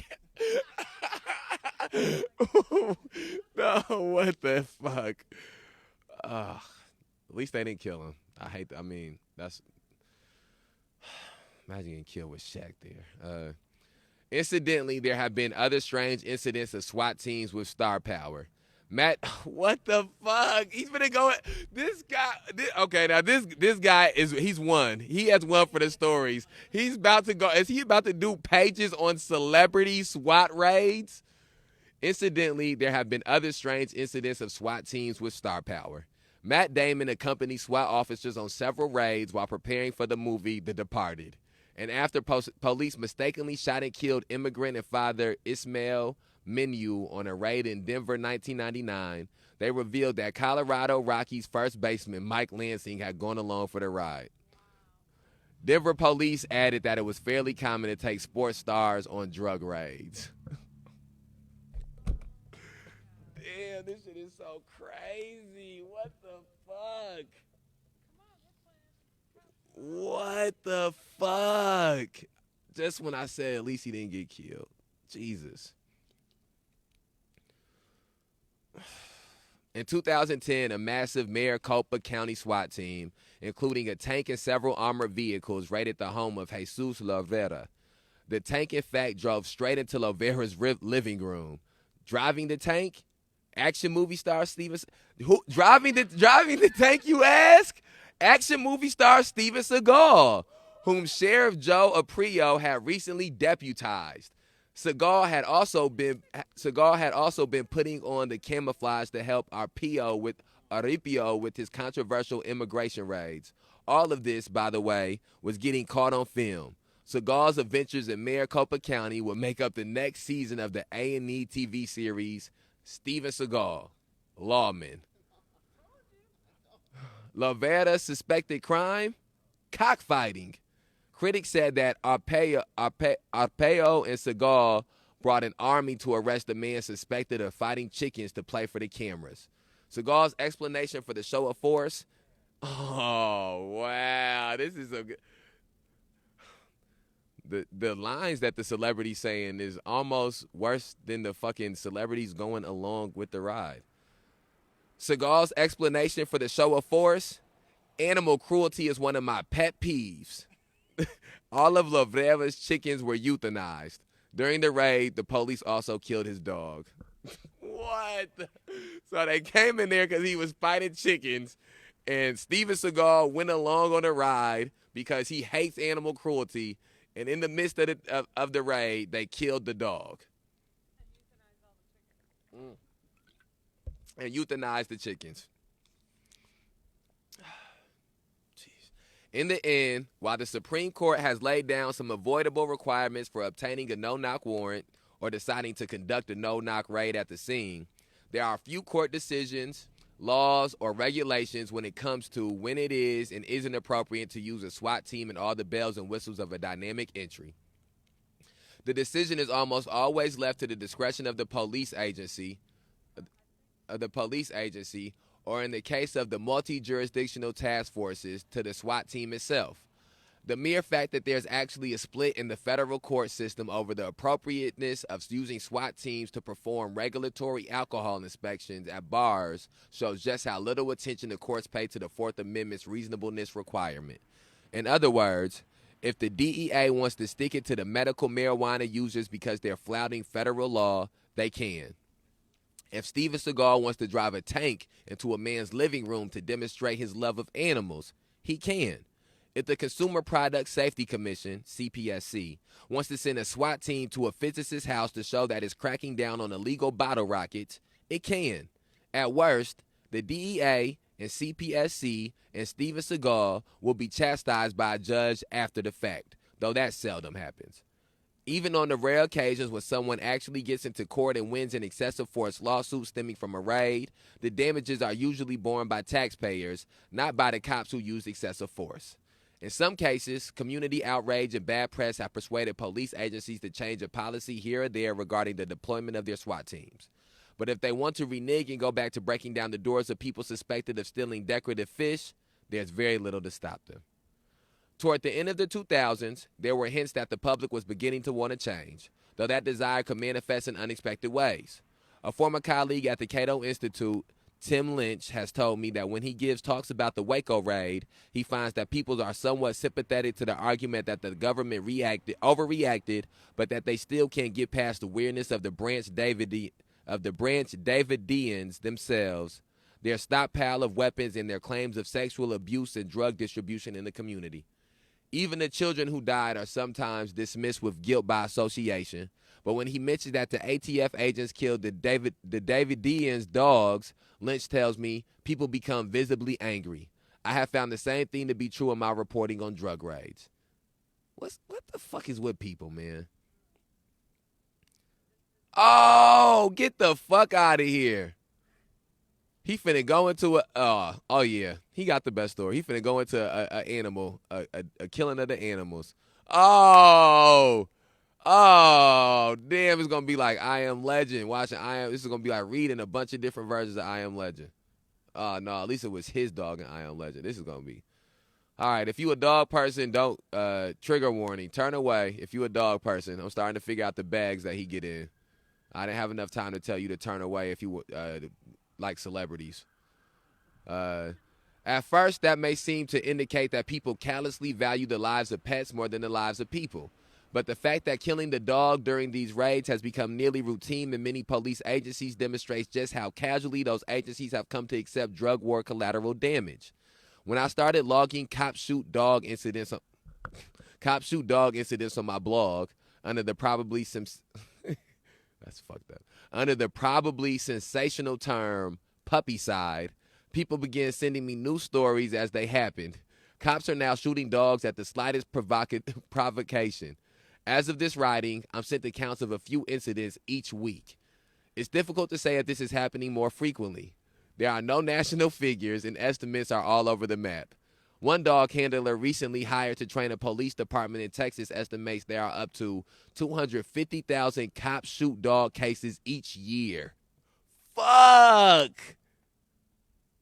What? That's like 100 a day. Okay. That seems high. Yeah, that seems high. In 2009, Randall Lockwood of the American Society for the Prevention of Cruelty to Animals, as ASPCA, told the Las Vegas Review-Journal that he sees 250 to 300 incidents per year in the media reports, and he estimates that another 1,000 aren't reported. The Indianapolis Star reported that between 2000 and 2002, police in that city shot 44 dogs. A recent lawsuit filed by the Milwaukee owner of a dog killed by cops found that police in that city shot 434 dogs over a 9-year period, or about one every 7.5 days. But those figures aren't all that helpful. They don't say how many of those dogs were actually vicious, how many were strays, or how many were injured and perhaps killed as an act of mercy versus how many were unjustified killing of pets. What is clear is that police are almost always cleared of any wrong. Well, they ain't getting fucking prosecuted for killing police. They sure not doing it for dogs. What is clear is that police are almost always cleared of any wrongdoing in these shootings. An officer's word that he felt the dog posed a threat to his safety is generally all it takes. Whether or not the officer's fear was legitimate doesn't seem to matter. Thanks to smartphones and surveillance cameras, a growing batch of these incidents have been caught on video and have shown that officers' claims that the dog was threatening often aren't matched by the dog's body language. In recent years, police officers have shot and killed Chihuahuas, Golden Retrievers, Labs, miniature Dachshunds, Wheaton Terriers, and Jack Russell Terriers. In 2012, a California police officer shot and killed a boxer puppy and pregnant Chihuahua, claiming the boxer had threatened him. The Chihuahua, he said, got caught in the crossfire. What? Police officers have also recently shot dogs that were chained, tied, or leashed, going so far as to kill pets while merely questioning neighbors about a crime in the area, cutting across private property while in pursuit of a suspect, and after responding to false burglar alarms. It's possible that these incidents could just be attributed to rogue cops. But the fact that the police are nearly always excused in these cases, even in the more ridiculous examples, suggests that there may be an institutional problem. You 290 pages? Okay. So does the fact that only a handful of police departments give their cops any training at all when it comes to reading and handling dogs they may encounter? So does the fact that only a handful of police departments give their cops any training at all when it comes to reading and handling dogs they may encounter. In a 2012 article for the Huffington Post, my intern, J.L. Green, and I looked at 24 recent cases of puppycide and called the relevant police departments to inquire about training. Only one department could confirm that its officers received training at the time of the incident in question. 11 departments did not return our phone calls. That jives with an earlier article I wrote for the Daily Beast in which both the ASPACA and the Humane Society told me that they offer such training to any police department that wants it, while few take advantage of the offer. Joseph Pintagello, the ASPACA's assistant director for law enforcement, who also served 21 years with the NYPD, told me, New York is the only state I know of that mandates formalized training, and that's during academy. There are some individual departments in other parts of the country that avail themselves of our training, but not many. Not enough. Given how likely it is that police officers will interact with animals, you would think that such training would be common. It is at the U.S. Postal Service. A spokesman for the USPS told me that while dog bites do happen on occasion, serious dog attacks on mail carriers are almost non-existent. Postal workers are given regular training in distracting dogs with toys, subduing them with voice commands, or, at worst, incapacitating them with mace. Well, I'm sure the cops will love a mace.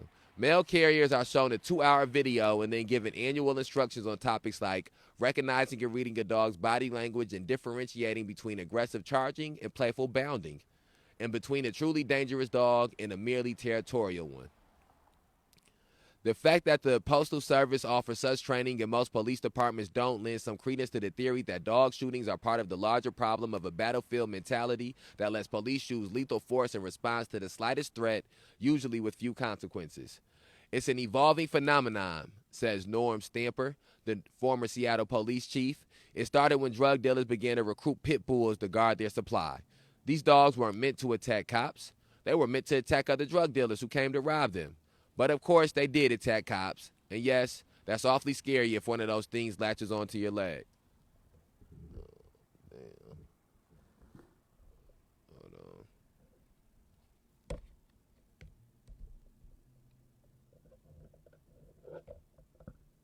Yeah.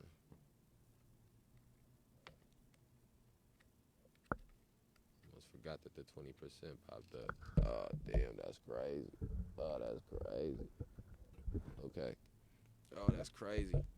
Okay. Huh? Okay. I'll see you later. Okay. Okay. Have a good night.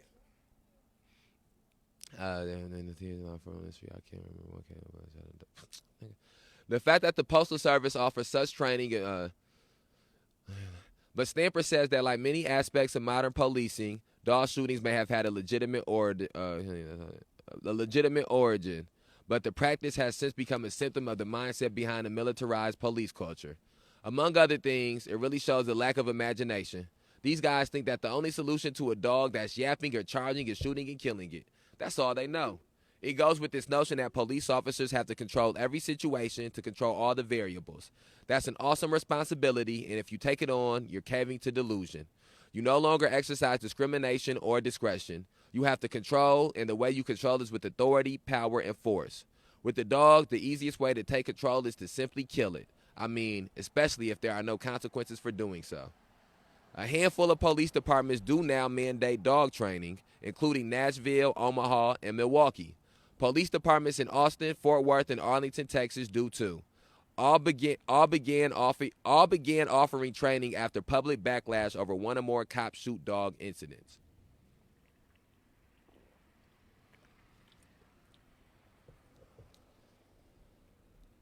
In my 10 years in